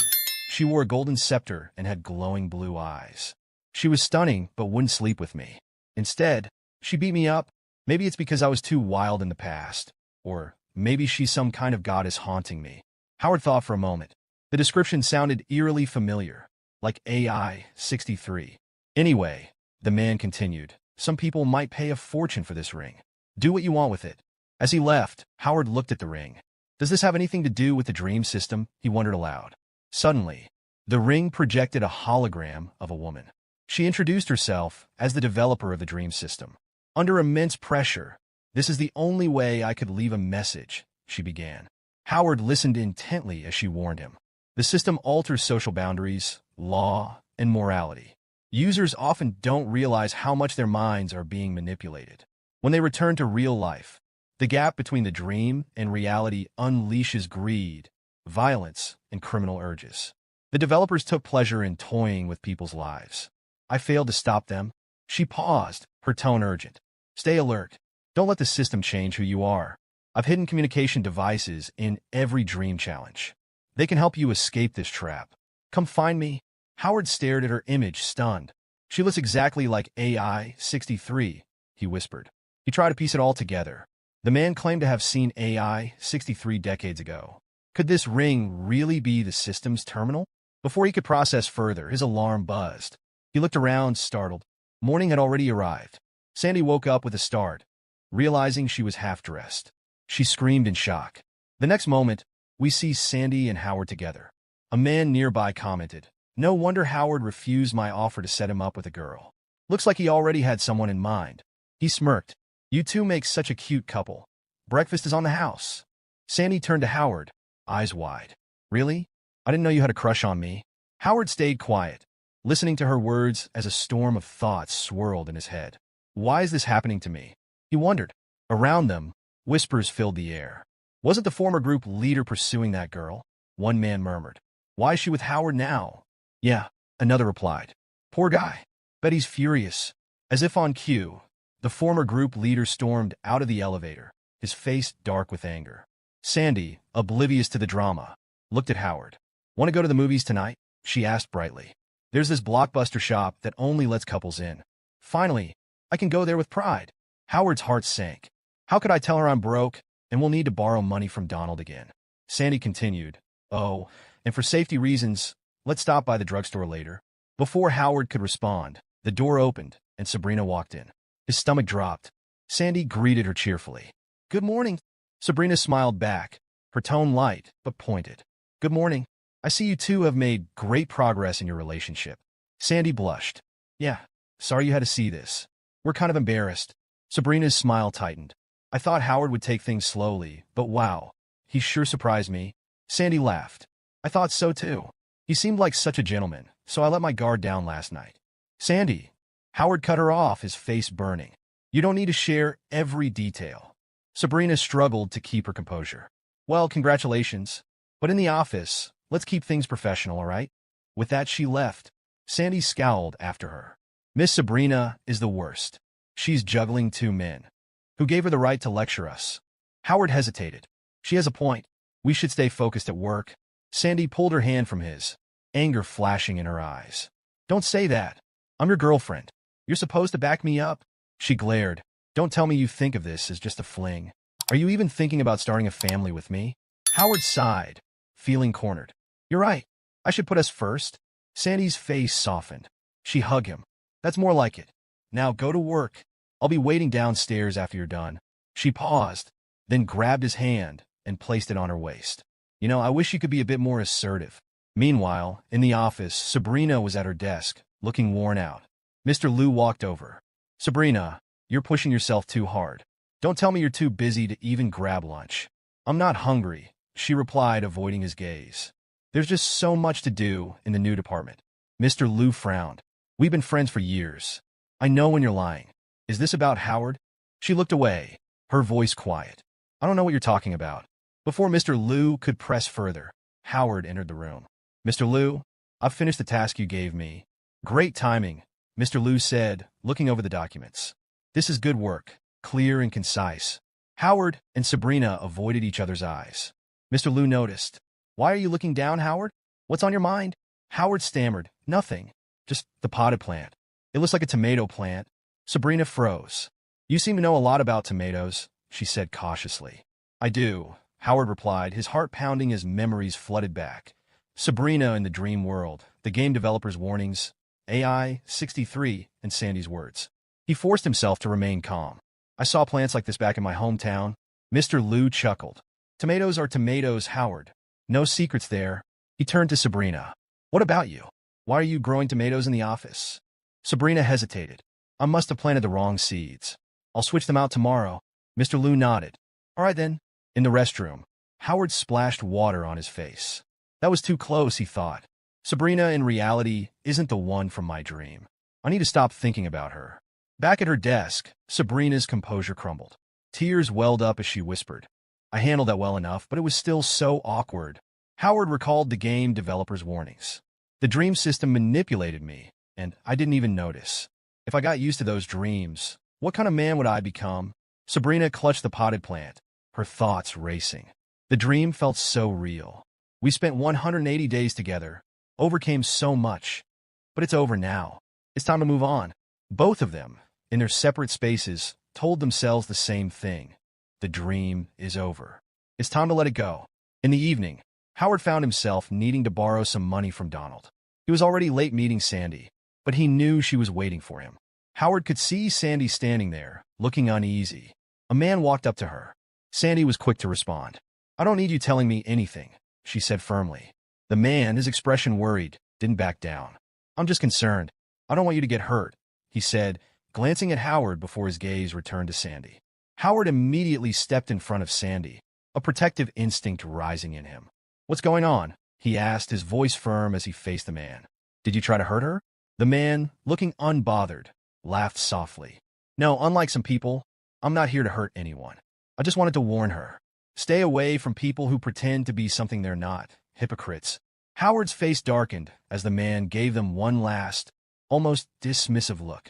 Anyway, I've said what I needed to say, the man muttered before turning to leave.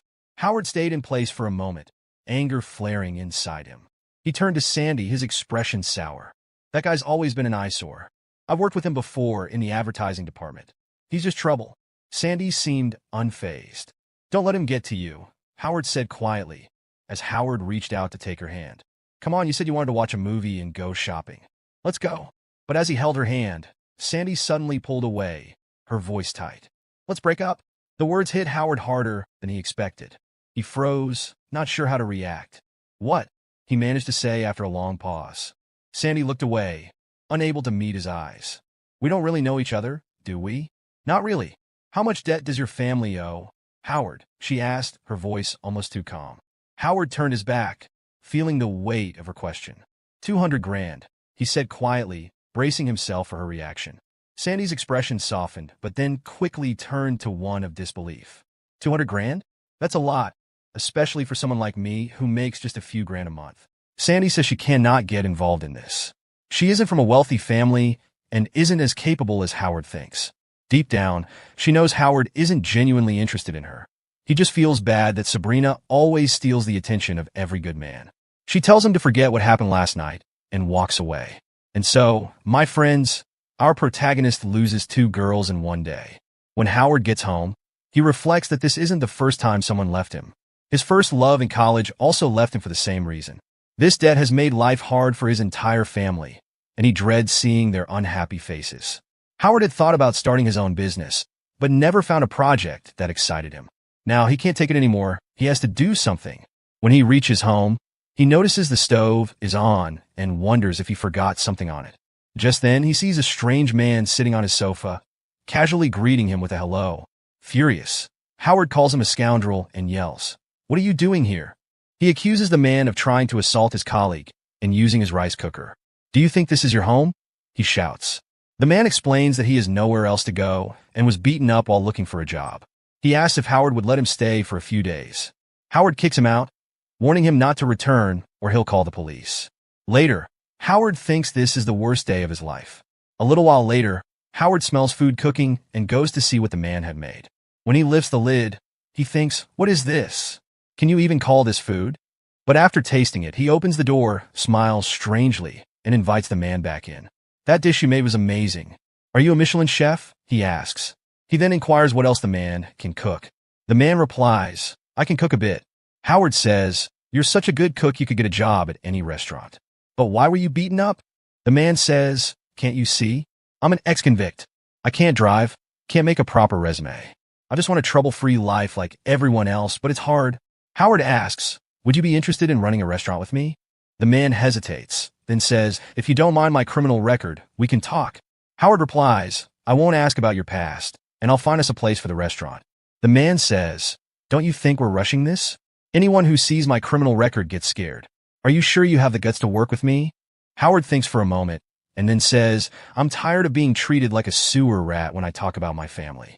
This could be a good opportunity. If a man wants meat, he must deal with a wolf. And if the wolf wants meat, it won't attack the man." Howard looks the man in the eyes and says, "I'm willing to take the risk as long as it's worth it." Then he extends his hand. The man assumes Howard wants a handshake but realizes Howard was reaching for the jewel he had hidden in the apartment. Howard wanted to sell it to rent a place. The man says, "I spent it all on hookers, Paraguayan cigarettes, and the 51st. Howard can't believe it and begins doubting whether the restaurant idea will work. Just then his phone rings. It's Sandy. She says she feels bad about her words earlier and doesn't want Howard to think she's a gold digger who stays with people only for money. Howard interrupts. "Get to the point." Sandy says she wants to help him. She's found a quick way to make money and asks if he's interested. Without much thought, Howard says yes. Mr. Liu sat with Sabrina, discussing Howard's progress. "I gave him a task that most people would take a week to finish, but he did it in one day. And the results were impressive," he said. "I was wrong to judge him. You and Howard, though. You two have quite a complicated relationship." Sabrina, raising an eyebrow, looked at him with amusement. "Complicated? Don't act like you know me so well. You'll end up getting yourself into trouble." She changed the subject when a woman walked in to deliver a message. "That woman, the secretary, is waiting for you downstairs," the woman said to Mr. Liu. "All right, I'll be right there," Mr. Liu replied, standing up. Sabrina eyed the woman as she walked away. "That secretary, she's not someone to trust." Mr. Liu gave her an indifferent glance. "We agreed not to interfere in each other's personal matters. Don't worry about me." Sabrina smirked, calling him an idiot under her breath as he walked out the door. Meanwhile, Howard was still deep in thought, troubled by Sandy's words.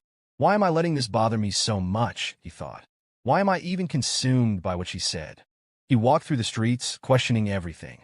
Sandy introduces her friends to Howard and explains that they'll also be helping with the live broadcast. She confidently says their goal is to do something no one else dares to try. That's how they'll capture everyone's attention. Howard, on the other hand, looks uneasy. His eyes droop slightly as he mutters to himself. "This is insane." Curious and skeptical, he asks, "Why do you dress like that?" One of the girls, with a sharp glint in her eye, chimes in. "You need more than just looks to pull off a live broadcast. You need live effects, too." Howard glances at the elaborate costumes they've prepared and hesitantly asks, "Wait, does that mean I have to dress up, too?" "Of course," the girl replies enthusiastically. She adds, "We've already picked out the perfect outfit for you. And remember, your job is to shoot arrows." Sandy reassures Howard, saying they've got 200,000 fans tuned in for tonight's broadcast. She smiles and hints, "How much you earn depends entirely on how well you perform." Reluctantly, Howard starts changing into the flashy outfit. He mutters under his breath, "Okay, I'll give it my best shot." Meanwhile, One of Sandy's friends pulls her aside, raising an eyebrow. "Why are you even using someone like him?" she asks. Sandy shrugs, saying, "Our club's usual style relies on cuteness and fan loyalty. But tonight, we're going for something totally different. It's time to switch things up." Maddie frowns, "But why take this risk? This broadcast isn't just about me anymore. Sure, I can make money by playing it safe, but honestly, that's boring. I think going all in and trying something extreme will spark a bigger wave of attention." Howard doesn't know much about this world anyway, and he's only doing it for one night. There's nothing to lose. When Howard steps out in his new costume, he feels utterly ridiculous. Looking at himself, he mutters, "If my mom saw this, she'd probably throw up." The girls, however, are thrilled. One of them exclaims, "This is amazing. It's exactly the kind of effect we need to blow up the views." Howard notices he's also been given a mask. Maddie laughs nervously. "Let's just say it's better this way. We'd be a bit embarrassed without it." Howard sighs and says, "Honestly, I just don't want anyone recognizing me in real life." Sandy announces, "All right, the game plan has changed a bit. We're adding some extra steps for you to pull off during the show." Maddie nods and addresses the group. "I'm not sure how people will feel about this idea, but let's be real. Watching someone just shoot arrows can get boring. This performance needs some flair to keep them hooked." Sandy turns to Howard and reassures him, "Don't stress. I'll be here to guide you every step of the way. Just go for it and give it your all." Howard takes a deep breath and says, "All right, let's do this." The live broadcast begins with Maddie at the center of the frame, her confidence radiating as she introduces the show. One of the girls steps forward with an enthusiastic smile, welcoming the viewers. "Good evening, everyone. Get ready, because tonight we have something completely new for you." The second girl takes over with an air of suspense, gesturing toward the setup. "That's right. This time, we've created a challenge like no other. The goal? Fire an arrow directly at the center of this carpet." She points to the target, a bright circle painted in the middle of the mat. Then, with a mischievous grin, she adds, "But there's a catch. If the arrow misses the target, it'll trigger an electric shock. So, how about that for some excitement?" She pauses, letting the tension build, before turning to the camera. "All right, let's not keep you waiting any longer. It's time to meet tonight's brave challenger." The audience's anticipation rises as Howard steps into the frame. He's dressed in the elaborate costume the girls chose, complete with a mask that conceals his identity. The first girl claps her hands, introducing him with flair. "Here he is, a newcomer daring enough to take on our challenge tonight." The second girl adds, addressing the viewers directly, "And hey, if you like his style and want to support him, don't forget to send him gifts. Every little bit helps." Meanwhile, one of the girls glances at the screen and gasps in excitement. "Wow, look at this. The viewer count is already climbing. This is going so well." But not everyone shares her enthusiasm. Sandy, standing off to the side, watches the setup nervously. Her gaze lingers on the electrical components wired to the target. "The power level might be too high," she mutters to herself. If Howard misses and gets hurt, she steps forward, reaching for the controls to lower the voltage. Before she can act, Maddie grabs her hand. "What are you doing?" she hisses. Sandy hesitates. "I was just—" Her friend cuts her off, her tone sharp. "Do you want to ruin the show? The viewers came here for something thrilling, not watered-down safety measures. Do you really think they'd stick around if there's no risk?" Sandy glares back. "But what if Howard?" The friend doesn't let her finish. "If he can't handle it, he shouldn't be here. And if you start coddling him, you'll lose the trust of the paying viewers. They worked hard for their money, and they expect us to deliver." Howard, overhearing the conversation, without saying a word, he steps forward and picks up the first arrow. The room grows silent as he takes his stance, drawing the bowstring back with precision. All eyes are on him as he releases the arrow. It flies through the air and lands perfectly in the center of the target. Maddie gasps, her shock evident. "Wait, who said he couldn't do it?" Howard smirks slightly, his voice steady. "I didn't come here to fail." The second girl quickly recovers, turning her attention back to the viewers.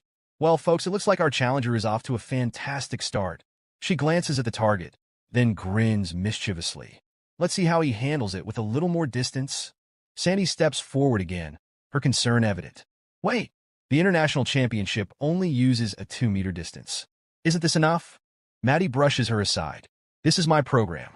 Let's keep the momentum going." Howard, unfazed, picks up another arrow. He adjusts his stance, takes aim, and fires. Once again, the arrow hits dead center. The girls exchange glances, their shock slowly turning into excitement. Amazing, one of them whispers. The viewer count surges, and comments flood the chat. The first girl grins. We're going viral. Let's raise the stakes even higher. As the distance increases, Howard remains calm and focused. He fires arrow after arrow, each one landing perfectly on target. The audience cheers grow louder with every success. 6 consecutive hits, the first girl exclaims. This is incredible. The second girl nods, her enthusiasm building. Let's push it even further. 7 times the usual range. Can he do it? Howard doesn't hesitate. He takes aim and fires again, the arrow slicing through the air and hitting the target dead on. Unbelievable, one girl mutters, staring at him in awe. He's practically at the limit now. Is there anything he can't do? But suddenly, Howard does something unexpected. Instead of continuing, he throws the remaining arrows to the ground. What are you doing? One of the girls demands, her tone sharp. Howard looks at her calmly and asks, Did you expect me to fail before this broadcast even started? The girl looks taken aback, unsure how to respond. He continues, his voice steady but firm. I'm not here to be your puppet. If you think it's fun to watch someone struggle or fail, then I'm not your guy. I don't find joy in pretending or acting for your amusement. If that's what this business is about, I'm done. Without another word, he turns and walks off the set, leaving the room in stunned silence. Sandy watches him go, a heavy sigh escaping her lips. That's it, she says quietly. It's over. It's hard to find something this viral again. One of the girls stares at the flood of comments on the screen. The audience is going wild, but it's all about this bug now. What just happened? The other girl lowers her head, guilt flickering across her face. I think he was upset because of what I said before we went live. Sandy shakes her head, her expression unreadable. No, it's not just that. Something else triggered him. But why? Well, some time passes and the next day begins. Howard wakes up to the sound of his phone ringing. On the other end is Sandy, her voice bubbling with excitement as she exclaims, We've gone viral. Howard, still half asleep, feels a bit confused, but soon realizes what she means. His photos have taken the internet by storm, and people are now creating memes out of them. He heads to the kitchen for breakfast, but before leaving for work, something catches his eye. That strange man, Ty, is busy cooking peculiar dishes with equally odd names. Ty enthusiastically explains that this is his favorite breakfast recipe and that he's still adjusting things. Howard, unimpressed, decides to call him Ty and dismisses both his dishes and their names as crap. He also tells Ty there's no rush since the restaurant isn't opening anytime soon. Ty, surprised, asks, Wait, I thought we'd be opening in a few days to start earning money? Howard clarifies that while he's working on it, he has no specific timeline yet. Despite all this, Howard allows Ty to stay at his home. The same man who once broke into his house and tried to attack his friend. Let's be honest. Who does that? Let me know in the comments what you think about this. Howard reassures Ty that at least here, he has food and shelter, which is far better than living on the streets. When Howard arrives at his workplace, a group of e-girls is already waiting for him. Perhaps they're there to convince him to continue doing live streams with them. However, Howard brushes them off, saying he's late for work and will catch up later. At the office, a colleague informs Howard that Mr. Liu wants to see him. Howard agrees and, on his way, notices the group gathered around a phone. Curious, he asks, What are you all watching? One of his co-workers grins and replies, a new internet sensation, showing him the screen. Guess what? They're all looking at memes about Howard. The co-worker adds, This guy is sensational. He hit 7 darts on the target in a row, and now everyone's calling him Brother 7. Howard feels like digging a hole in the ground to hide. When he finally reaches Mr. Liu's office, Howard greets him. Liu, already waiting, gets straight to the point. I heard you and Sandy participated in a live stream with those e-girls last night, but for some reason, only Brother 7 appeared in the stream. That guy is incredibly charming, Liu says, practically licking his lips. It's confirmed now. He's the real deal. Liu then asks, Do you have Brother 7's contact info? I want to manage him.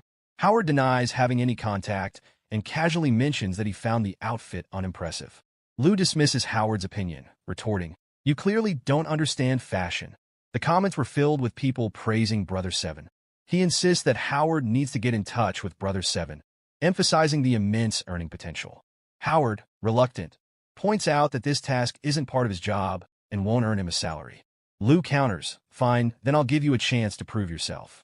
If you can bring me Brother 7's contact, you'll get a promotion, a salary increase, and opportunities to network with influential people. Howard says, mission given is mission accomplished, but deep down, he knows there's no other way. After all, he desperately needs the money. Some time passes, and we see two e-girls looking upset. Howard had promised to meet them, but he never showed up.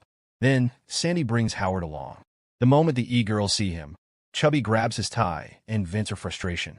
She explains she never wanted to deceive anyone, but when people stopped watching her fitness videos, she began making videos of herself eating.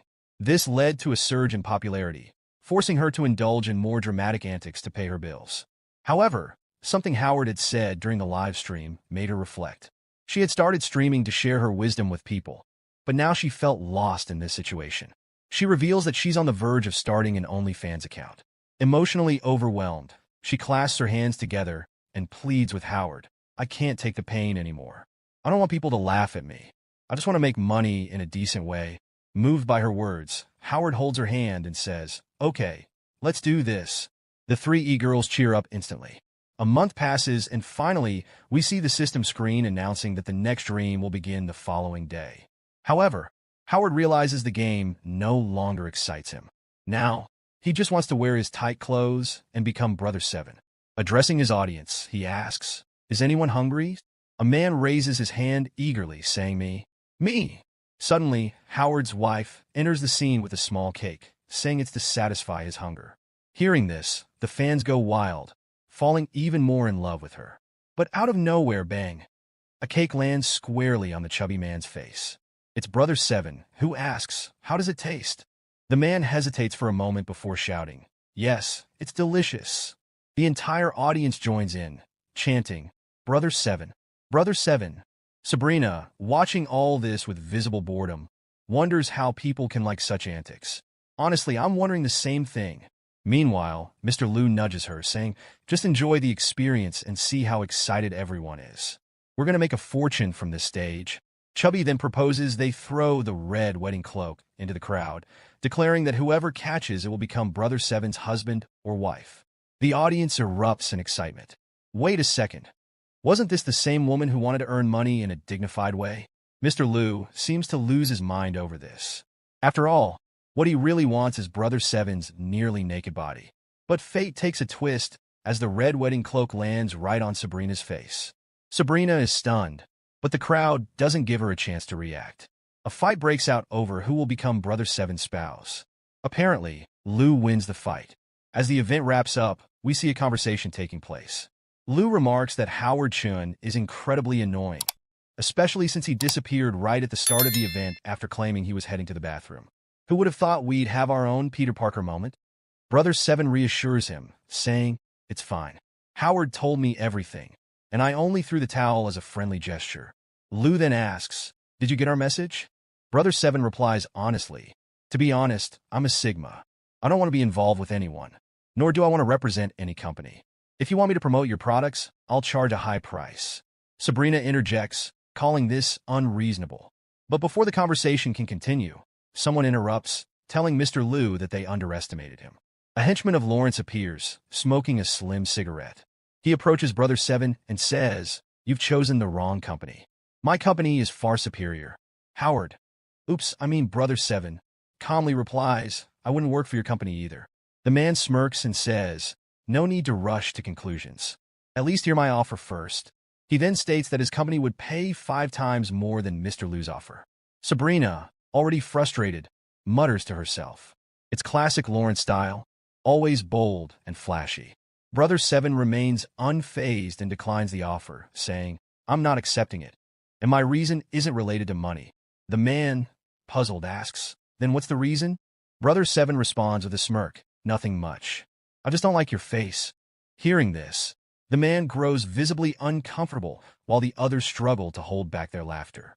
Turning away, Brother 7 simply says, goodbye, leaving the man fuming. As he storms off, he shouts, you'll regret this. Mr. Liu, watching all this, asks Sabrina, so, what do you think of him now? Sabrina sighs and admits, he does seem like a better person than before. Back at home, Howard shows Ty a credit card. Ty is impressed, wondering how Howard managed to save so much money so quickly. But Howard explains they'll need to pay 3 months rent up front for the restaurant, which requires a significant sum. Then, Howard pulls out another card and says, "This one should do the trick." He goes on to explain, "When I was 1 year old, my parents deposited $100 into this card. When I turned 2, they added another $100. Year after year, no matter how much debt they had or how hard things were, they always managed to save a little for me. When I turned 18, they handed me this card and said, 'Go live your life. We'll always support you.'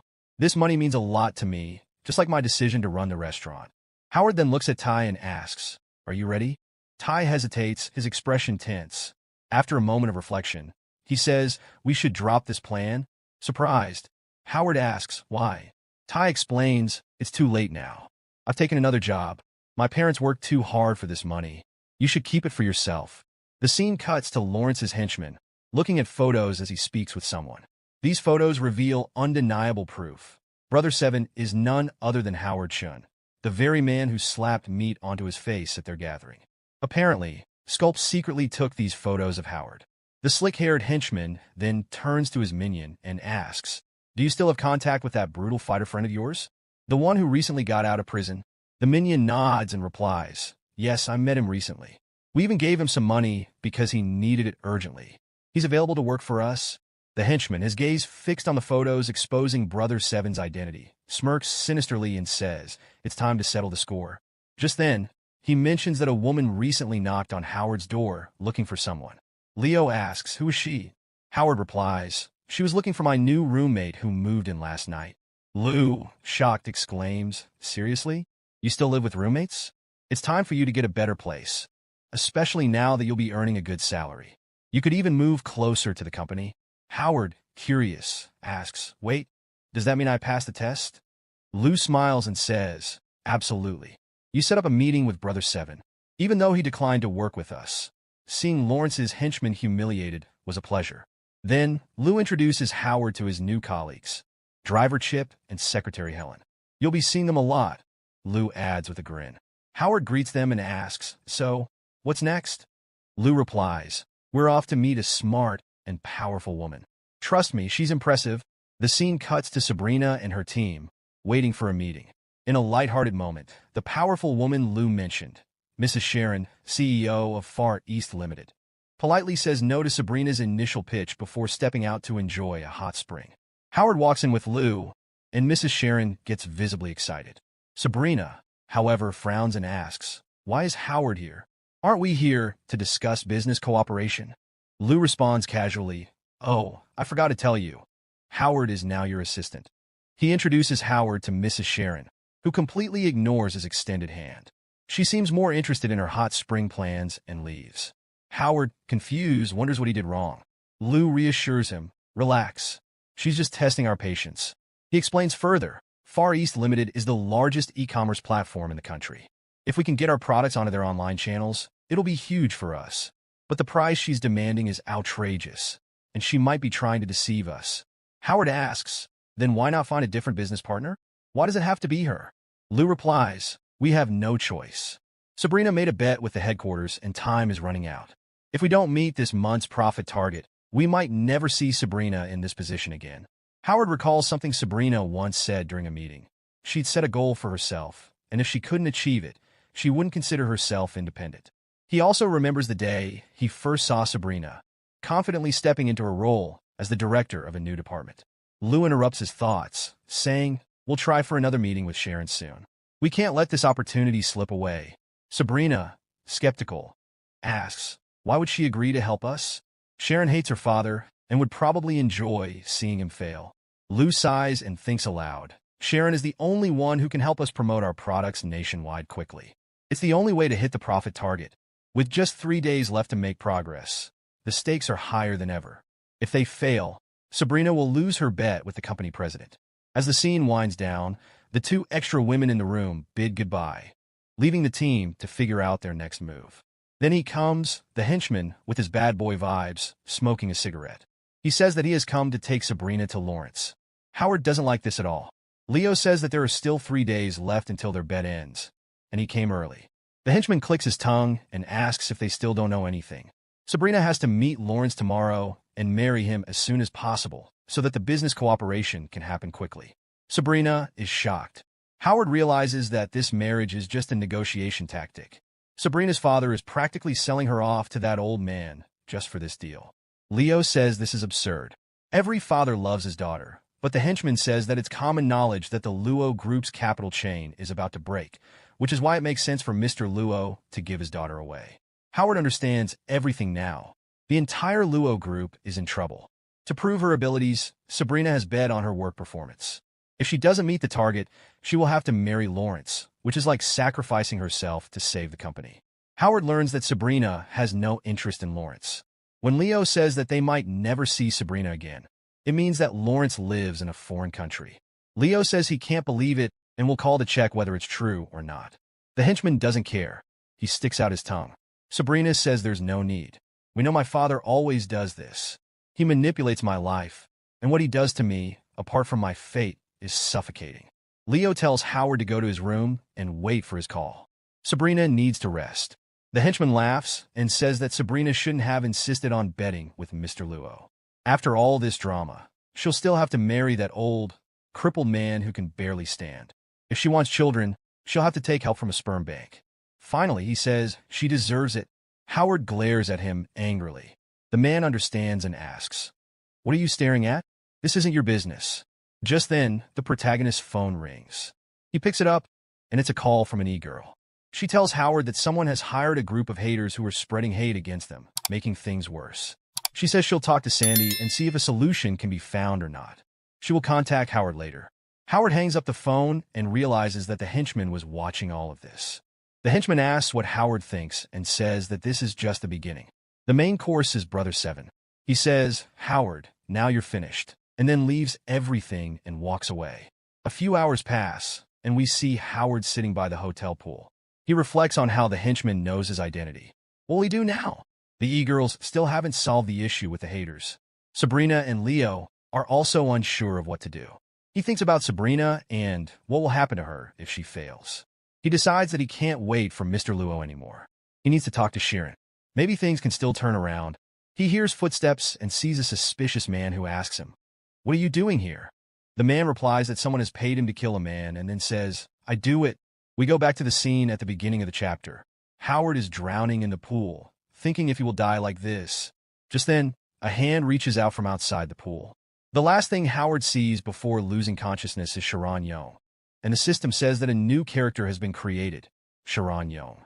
Howard opens his eyes and sees her. She welcomes him, saying, "Welcome to the second game of your dream world." Howard says, "This is strange. Didn't I die? How am I here?" She says, "People who are dead cannot enter the game."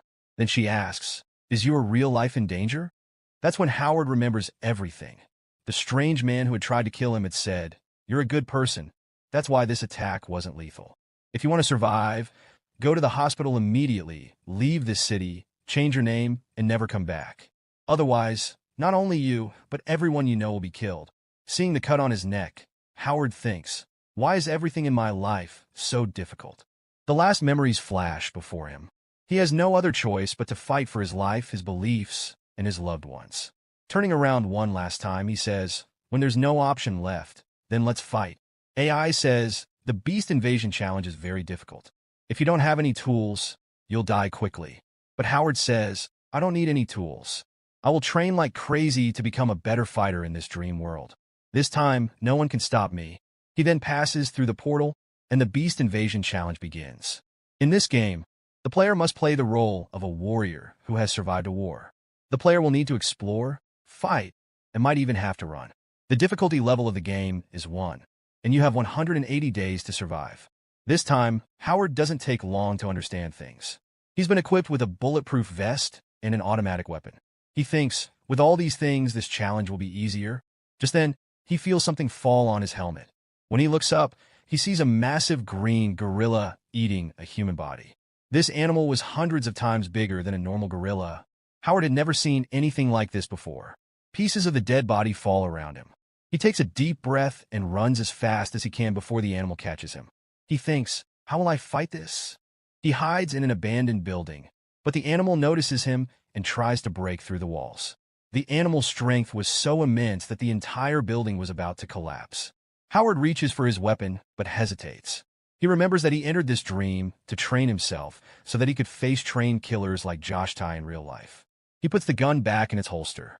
The giant gorilla is now exhausted and lets out a terrifying roar in anger, attacking the entire building. Howard picks up an iron bar and anchors it to the ground. The animal's own weight is used against it, and the bar pierces through the concrete wall, hitting the animal in its eye. The animal screams in pain and immediately runs away. Howard takes heavy breaths, feeling relieved that he survived. He exits the broken building and thinks that he will need to be more cautious now. Just then, he sees someone approaching him. He doesn't have time to think. He picks up an iron bar lying nearby, gets ready, and activates his aiming skills. But it's Sharon Young. However, it's too late now. She somehow throws herself back and avoids the bar, dodging it. Howard asks, "Are you okay?" and wonders if she's some kind of monster. Sharon glares at him and asks, "What are you doing here? You should be in the hospital." Howard doesn't understand the hospital part. Sharon then explains, "You were covered in blood when you suddenly came into my room and fell into the pool. I called an ambulance and saw them taking you." Howard realizes that after getting hurt, he must have run in search of help and accidentally entered her room. In the real world, he must now be lying on a hospital bed. Howard tells her, "When I woke up, I was in these strange ruins," and asks how she ended up here. In his mind, he thinks that he never planned to start this game or to ask for a copy of Sharon Young. Sharon explains, "I suddenly woke up here too. Then I heard a voice and went to see what was happening." Howard mutters to himself, "There's something off about this game." Then he thanks Sharon, saying, "If you hadn't called the ambulance, I would probably be dead." Sharon replies, "You can thank me later. First, figure out how we're going to survive here." She reminds him, "You're good at throwing things. Maybe you can help me." Howard asks, "Help with what?" Sharon points toward a city that looks half submerged and asks, "Doesn't this look familiar to you?" Howard looks closely and recognizes that it's their company's building. Sharon explains, looking at the weather conditions of Terrence and nearby buildings, "It seems like this is Earth, 300 to 400 years in the future. We've time traveled." She goes on, "The air is foul, and the water is probably caustic. Sea levels are rising, and maybe in the end, Earth will be completely flooded." Howard thinks, so the world's decline will happen like this. Sharon says, "The good news is we're not the only humans left. If we have some time, maybe we can find a suitable habitat. The bad news is there are a lot of monsters here, like that giant gorilla." Then Sharon asks, "Do you want to work with me? I can show you the way, and you can protect us both." But Howard replies, "You just said we time traveled, and you're making plans as if it doesn't even matter. Aren't you scared?" Sharon answers, "I just need to survive." They both move toward an area that looks like a desert. Sharon asks, "Are you a dart-throwing athlete?" Howard replies, "No, dart throwing is just a hobby."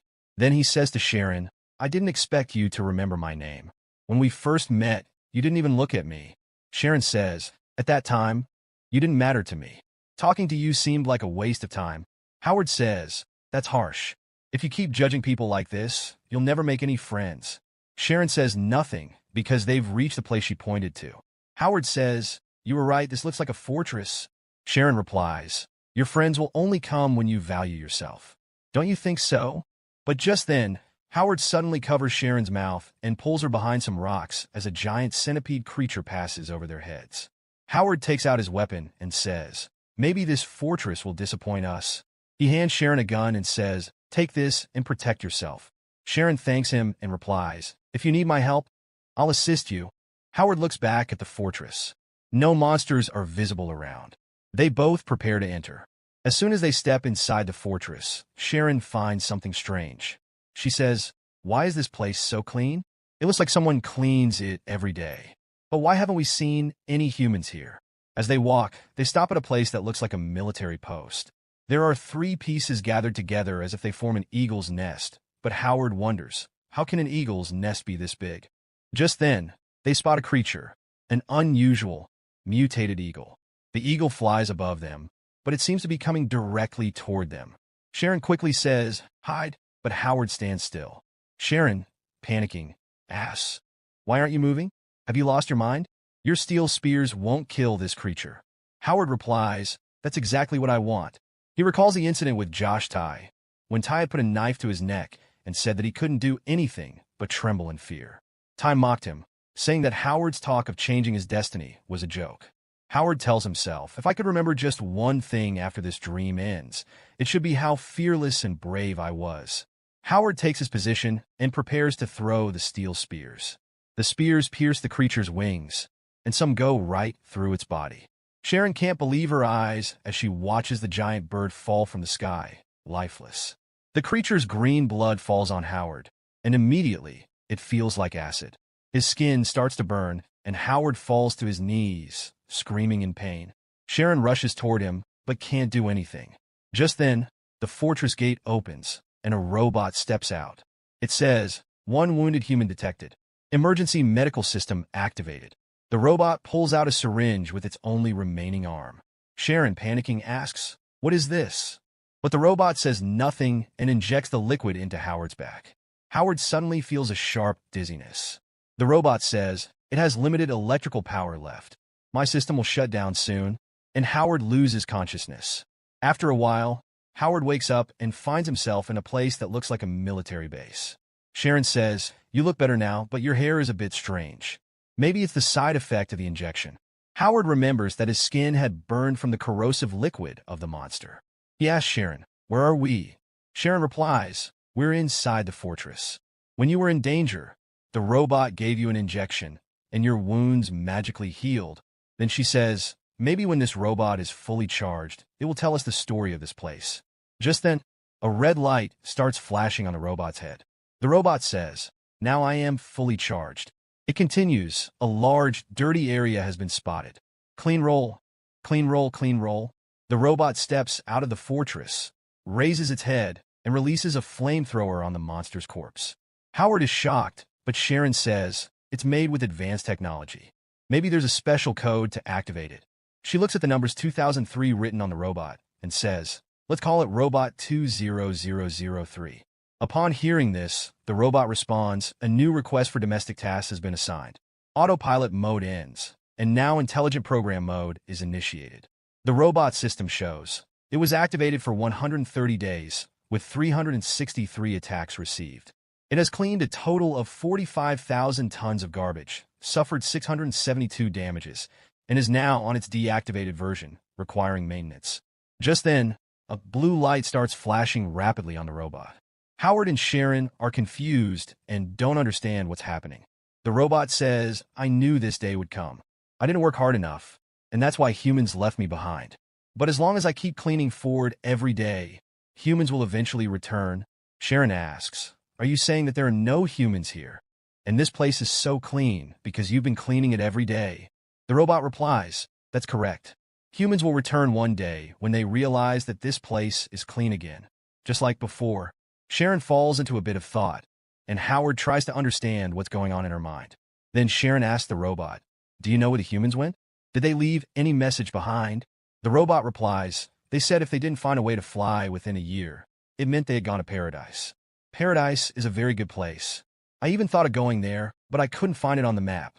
Can you tell me where paradise is?" Howard tells the robot, "It would be better if you don't know." Then he tells Sharon, "This robot has spent 3 years in autopilot mode, which means the people here are probably dead." Sharon tells the robot, "Take us to the storage room. We need to make new plans." She then turns and starts walking. Howard thinks that despite all the difficult circumstances, Sharon remains so calm that she can make new plans. In a strange way, Sharon's emotions are very stable. In the storage room, the robot shows them human weapons, but there's no ammunition. These are compressed energy bars that are left for food. The humans had said that they were as tough as roots and could last for 100 years. The chemical composition was used by humans to heal wounds, and they called it Medusa's tears. But if it was used too much, it would cause rust-like marks on the body. Howard asks, "Is this the potion you injected into me? Am I going to turn into stone now?" The robot replies, "The effect of the potion is strong, but you're safe." Then, scissors extend from the robot and it cuts Howard's hair, saying, "The potion can't fully fix the nervous system. Some humans used it too much and fell into a vegetative state." Howard thinks, "It's a shame because I thought this potion would help me become a martial arts master." The robot further explains, "Besides the storage room, there's an underground reservoir and an energy center here that provides a constant electricity supply." Hearing this, Howard excitedly asks, "Are there bathrooms here? Because I can't stand my own smell." As Howard heads toward the bathroom, Sharon asks the robot, If there's an energy center here, why didn't you recharge? The robot replies, I'm just a task robot. Without permission, I cannot use human resources. Sharon says, machines will always be machines, and tells the robot to show them the other areas. The robot leads them to a control room where an odd language is written on the monitor. Sharon says, what language is this? It looks like scribbles. The robot replies, I brought a map for you, but just then, the robot's access is cut off and it falls to the ground. Sharon doesn't care and just asks, can you translate the language written on the monitor? The robot says, this is a new language that humans created to record the rise and fall of civilization, so that every intelligent species could understand these stories. But this language isn't in my records, so I can't read it.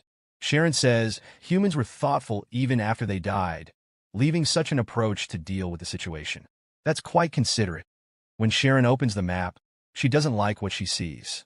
She says, we're on an isolated island. In a true sense, it's the only island of its kind. According to the statistics, this land will be submerged in the acid ocean in 179 days. And now all the mutated beasts of this planet have gathered here to keep themselves safe. The robot says, Master, please stay in the shelter. Sharon begins analyzing the current situation. They have no food, no ammunition, and dangerous beasts are everywhere. There's no one to save them.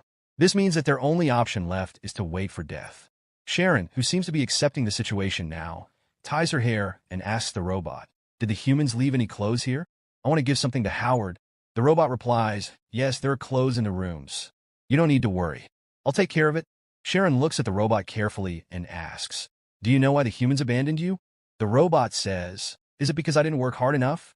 Sharon walks up to it and says, no, it's because you never showed them how valuable you are, and I don't want to be like you. Sometime later, the bathroom door opens, and Howard is taking a shower.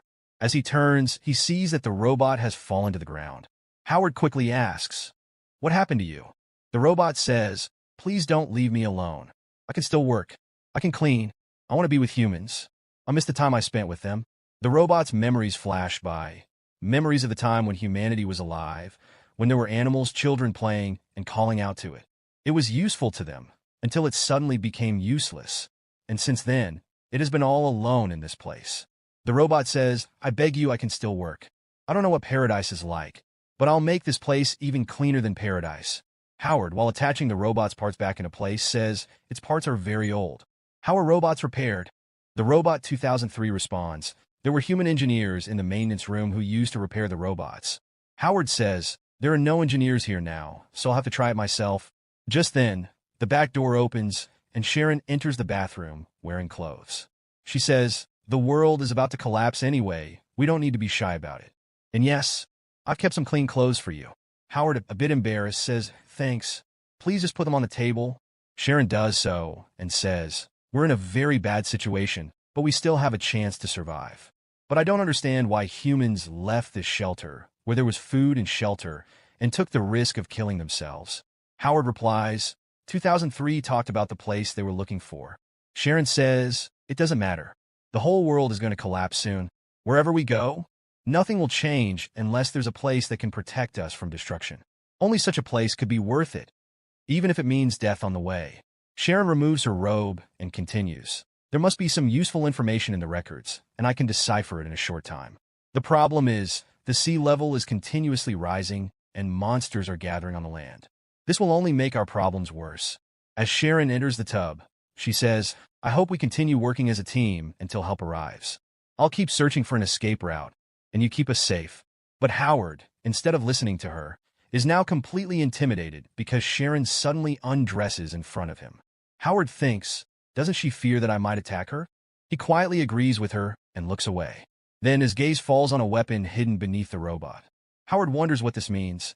Sharon says, I thought I'd have to use special methods to calm you down, but now I'm relieved to see that you can control yourself. In this critical life and death moment, a mental breakdown would have ended all our chances of survival. Yeah, guys, this woman is nothing like Sabrina. She kept the weapon just to calm Howard down. If she had lost control, she wouldn't have feared a sexual attack. Her real fear was losing Howard because he's her little helper, and if he had mentally collapsed, he would have been of no use. She's much smarter than average humans. Howard tells her he has some work to do, and then takes the robot 2003 and leaves the bathroom. Sharon stays behind, thinking that Howard is just an ordinary human. The world is collapsing, yet he remains bound by morality. But that's a good thing, because it won't take much time to handle him. After some time, the sound of welding can be heard. Howard is repairing the 2003, which has started chattering again. Our protagonist asks the robot why it didn't say anything when Sharon was with them. He thought the robot had deteriorated so much that it couldn't speak. The robot replies, "Human language is very complicated. I can understand the nuances behind words, but it's better not to interrupt my training. I need to train to kill beasts." Hearing this, the robot is surprised and says, "That's dangerous." Howard replies, "I don't have any other option. Even in another world, I lived during times of destruction. The mutated animals there tried to kill me, and this killing won't stop until the waves of destruction disappear." He continues, "Maybe you won't understand, but forcing a hard-working, debt-ridden worker to step out of their comfort zone takes immense courage. I traded everything I had for an achievement that someone effortlessly crushed in the end." Howard realizes that surrendering and running away would be his true death. He must move forward. The robot asks, "Another world? Are you talking about the paradise where humans went?" Howard replies, "Why do you always talk about that paradise? For me, my home is my paradise. It's a place of safety, loyalty, value, light, and omnipotent healing power. If I can overcome this challenge, I can save my home." The robot responds, "I understand. Paradise is amazing, no doubt. All humans must be there. Can I help you, Master? I'd love to assist you in saving your paradise." Howard says, "Absolutely. I might get injured fighting monsters, and I'll need you to heal me quickly. And yes, you don't have to keep calling me Master. You can just call me Howard. That'll be fine." The robot finds this fascinating and says, "Only humans call each other by name." Howard jokes, "If you were a robot girl, I'd like you calling me Master, but I'm not interested in a rusty machine." The second day of the apocalypse arrives. Sharon observes Howard's work and notices that the armored robot now looks like a knight. It even has a small shield. Sharon comments, "Let's see who dares to mess with it now." She shows Howard large crossbow bolts that the locals use to protect themselves from monsters. Howard keeps them for himself and gets ready to head out of the fort. After all, his goal is to hunt beasts and become stronger. But Sharon stops him. Howard says they had already made an agreement about the roles, so he's heading out to kill the monsters. Sharon tries to stop him, saying it's unnecessary and that he doesn't need to hunt these creatures. She reminds him that his current role is to keep the fort safe. Howard responds that they only have 180 days, and he doesn't want to wait for all the monsters to attack them at once. Sharon can't understand why Howard is seeking trouble. She agrees he has the skills to kill monsters, but reminds him of the more serious problems they're facing. She asks if he's forgotten how corrosive the creature's blood can be. She mentions seeing a monkey that was as tall as a 2-story building and warns him that he's putting his life at unnecessary risk. She insists they can't afford mistakes and that they should save their strength and accumulate more power before fighting. Howard counters, asking if she's trying to tell him what he should or shouldn't do in his own world. Sharon doesn't understand what he means. Howard reflects that, in real life, he was almost dying in bed with people trying to kill him. He can't just sit in a shelter thinking about all this. He needs to get stronger as soon as possible. He tells Sharon he agreed to look after her because she once saved his life, but that doesn't mean she can interfere with his work. He bluntly adds that he doesn't care what happens to this world. If she's uncomfortable, she can leave anytime. Despite Howard's harsh words, Sharon maintains her composure and says she's only concerned about his safety. She wishes him a safe journey as Howard summons 2003 and leaves the fort. As he walks away, Howard thinks that what he said doesn't matter because Sharon is just an NPC. However, Sharon begins to feel turmoil within. She realizes she was completely wrong about Howard. His way of thinking and behaving isn't like an ordinary man's, even in a crumbling world. She can't understand what's going through his mind. Suddenly, a snake slithers between her feet. Sharon turns around and finds herself in a forest. A voice echoes, "What is your value? What is your value?" A hand rests on her shoulder. She quickly turns, but no one is there. Sharon screams for the voices to leave her head. The voices chant, "Join us, join us, join us." She ties her hair back, and the hallucination ends. It seems she, like Sabrina, is experiencing lucid sensations. Sharon tells herself there's no need to rush, she still has time. But she knows she must build a friendly relationship with Howard. Otherwise, she might die from the lucid sensations. The story continues as the robot tells Howard that his tone with Sharon today was different from yesterday. Howard replies that his attitude has changed. If he had been tougher in the past, people wouldn't have been able to hold a knife to his neck. The robot asks why Howard, as a human, risked such a dangerous situation, knowing how vital the neck is. Howard replies that after his first dream, he mistakenly started believing that everyone was good. He recalls a woman who came to him in real life, searching for Josh Tai. Howard had told her that Josh Tai had left the previous night. The woman explained that Josh Tai had killed a man to save someone's life. He wasn't a bad person, but had spent 20 years in prison for it. Now, after being released, he was getting involved with the wrong people again. She asked Howard to convince Josh to leave that life if he ever saw him again. Howard tells the robot that it doesn't matter whether he's dreaming or in real life. He must give up his fantasies about human nature or saving others' lives. Then, we see a flashback where a knife is held to Howard's neck, and Josh Tai asks him, "Do you really want to help me?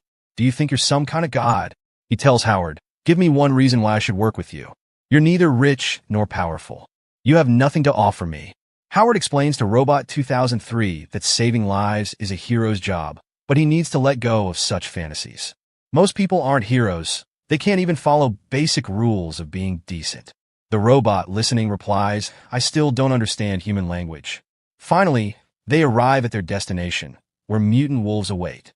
2003 warns, "These wolves are very dangerous." Howard responds, "Don't worry, this is what I was waiting for. It's time to begin." The robot warns him, "Be careful, Howard. Their fight score is higher than yours." Howard says nothing, pulls out his spear, and feels his heart pounding. The robot adds, "The score is rising." Howard confronts the mutant wolves head-on. They attack with all their might, but Howard quickly defeats them with a spear. 2003 watches the fight from a distance. Howard steps on a wolf's head when another wolf attacks him. The mutant wolf, drooling saliva, leaps, but Howard grabs its neck. The creature struggles, but Howard uses all his strength to strangle it, its blood splattering onto his skin. After the fight, 2003 warns him, "Don't touch mutant creatures with your bare hands. The green liquid they release is toxic." Howard replies, "This is part of the training. In real life, you won't always have a knife. Most of the time, you'll have to fight with your hands." The robot then spots a tent and asks, "Is this our shelter? Why is it here?" As Howard approaches the tent, a horrible smell hits him. The robot explains, "This tent has likely been occupied by wolves for a long time." They find a box, and the robot identifies it as containing wheat seeds, a symbol of their shelter. Howard asks, "Were you farmers?" The robot replies, "Yes.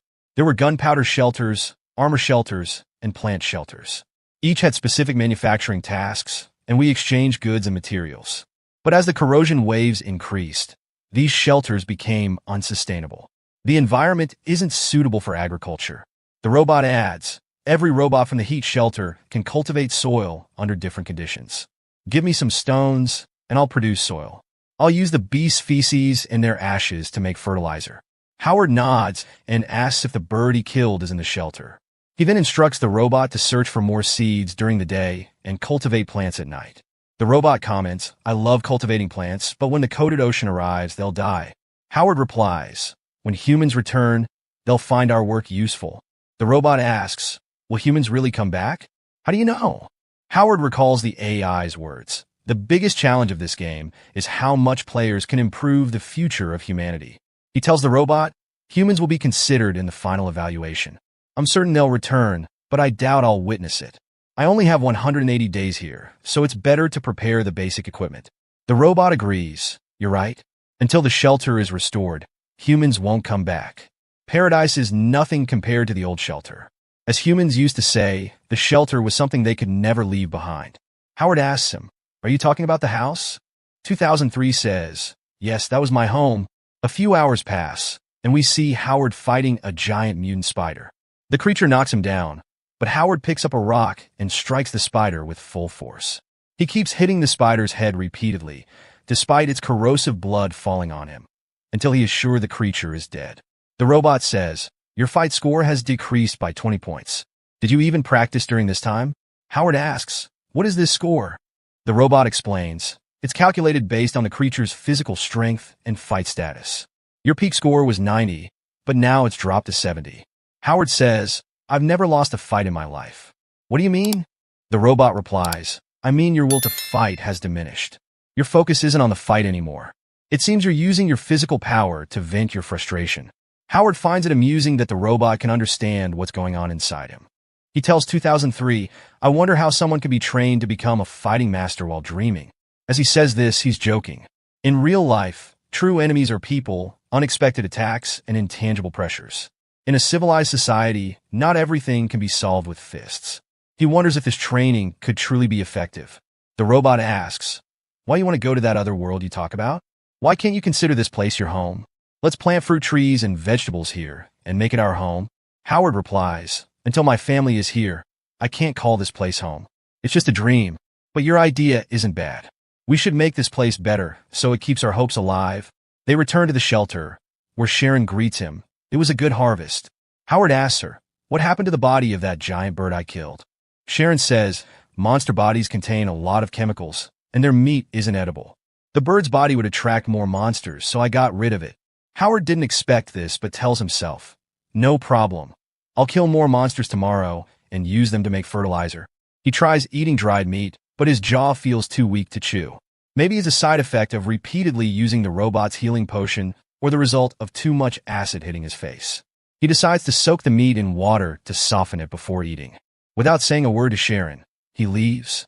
Sharon still finds his behavior strange, but she has brought seeds for the shelter anyway. Time passes, and we see Howard asking 2003 if there's any stock of the healing potion. The robot replies that this medicine was never a rare resource. Every shelter used to have an abundance of it. It suggests exploring a relatively safe shelter nearby, where they might find something useful.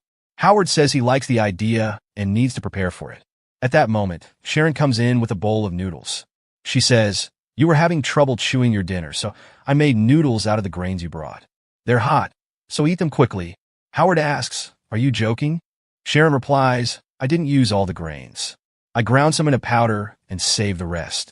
Howard says nothing, but feels anger building up inside him. The robot silently observes the argument between Mom and Dad. Sharon asks, "Were you planning to plant these seeds? This environment isn't suitable for cultivation. In half a year, everything will flood. There's no point in growing anything here." Howard replies, "I didn't expect you to waste the seeds so quickly, but I'm used to such problems. Challenges always arise before achieving anything. Next time, consult me before doing anything. And keep the noodles. Just don't show them to the robot. It'll get angry." Sharon begins to think Howard is truly losing his mind. One moment he's off on adventures just because he feels like it, and the next he wants to grow plants. She glances at the robot and wonders if 2003 is trying to win their sympathy. Is it the real problem here? Apocalypto tells the robot, 3 potions are enough for emergency self-defense." The robot responds, "This is the first time you're heading into deserted fields. Your safety is the priority." Sharon then enters and says, "Howard, can we talk for a moment?" Howard asks, "What do you want now?" Sharon explains that she reviewed the records of the people who used to live there and found installation instructions for robot upgrades. "There are several new functions we can add to 2003. I have some knowledge of electronics and can try refining it." Howard asks, "Will it actually work?" Sharon replies, "Whether it succeeds or not doesn't matter. 2003 is old and worn out. Even if I fail, at least its data will be preserved for future reference. But if we leave it as is, the internal chip will degrade to the point where nothing useful will remain." Howard says, 2003 has always been loyal to humans. "Don't you think it's a bit rude to extract all its value like this?" Sharon responds, "It's just a machine like a computer or a cell phone. I'm only trying to make the best use of it."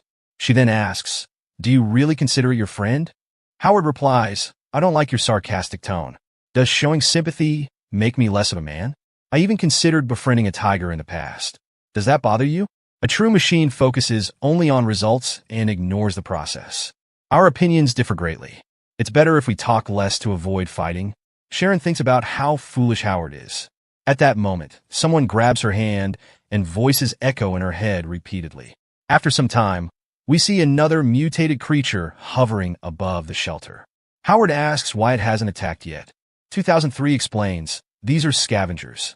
They're attracted to dying creatures or corpses. As long as you stay away from their nest, they won't bother you." Howard says, "We need to clear the nest above the shelter for good." 2003 replies, "Howard, the corrosive ocean spread because humans fought too much. This should be a valuable lesson for you.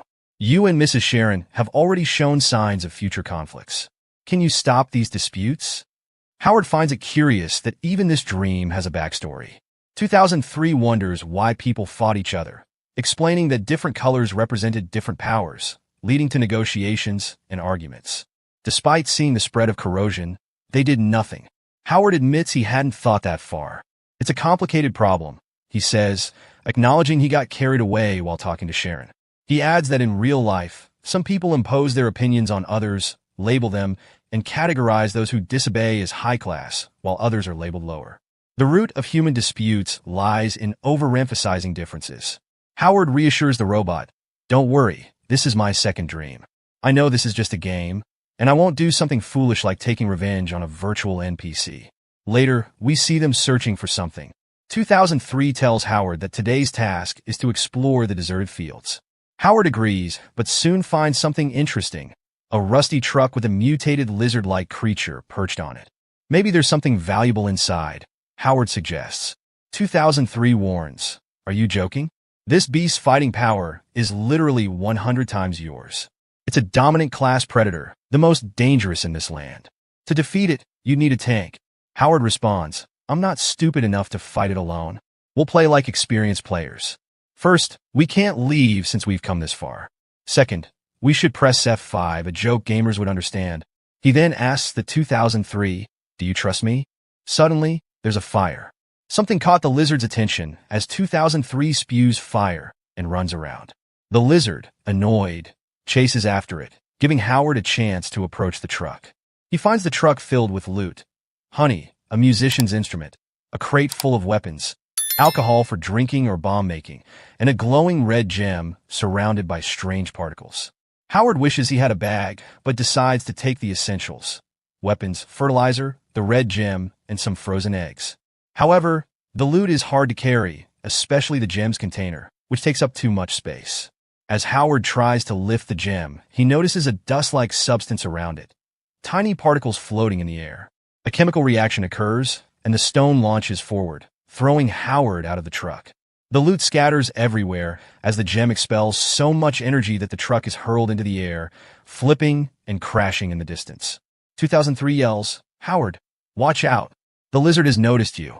Now in trouble, Howard quickly gathers what he can and runs, wondering why the gem suddenly went berserk. He hides in a crevice where the creature can't reach him, but the strange gem continues behaving erratically. It drags the truck several meters before crashing into rocks and causing a massive explosion. The blast shakes the terrain, scattering debris everywhere. Both Howard and the lizard are thrown back by the force. Howard barely survives. If the explosion had been slightly stronger, he would have fallen into the corrosive ocean. However, the lizard is now staring him down. The mutated creature spreads its green petals around its head and shoots 2 jets of acid directly at Howard. Smoke rises as the liquid hits. Howard, fighting to survive, has dropped everything he picked up except syringes filled with healing potions. He uses 3 potions at once as corrosive acid falls directly onto his face. Thinking Howard is dead, the creature turns its back and walks away.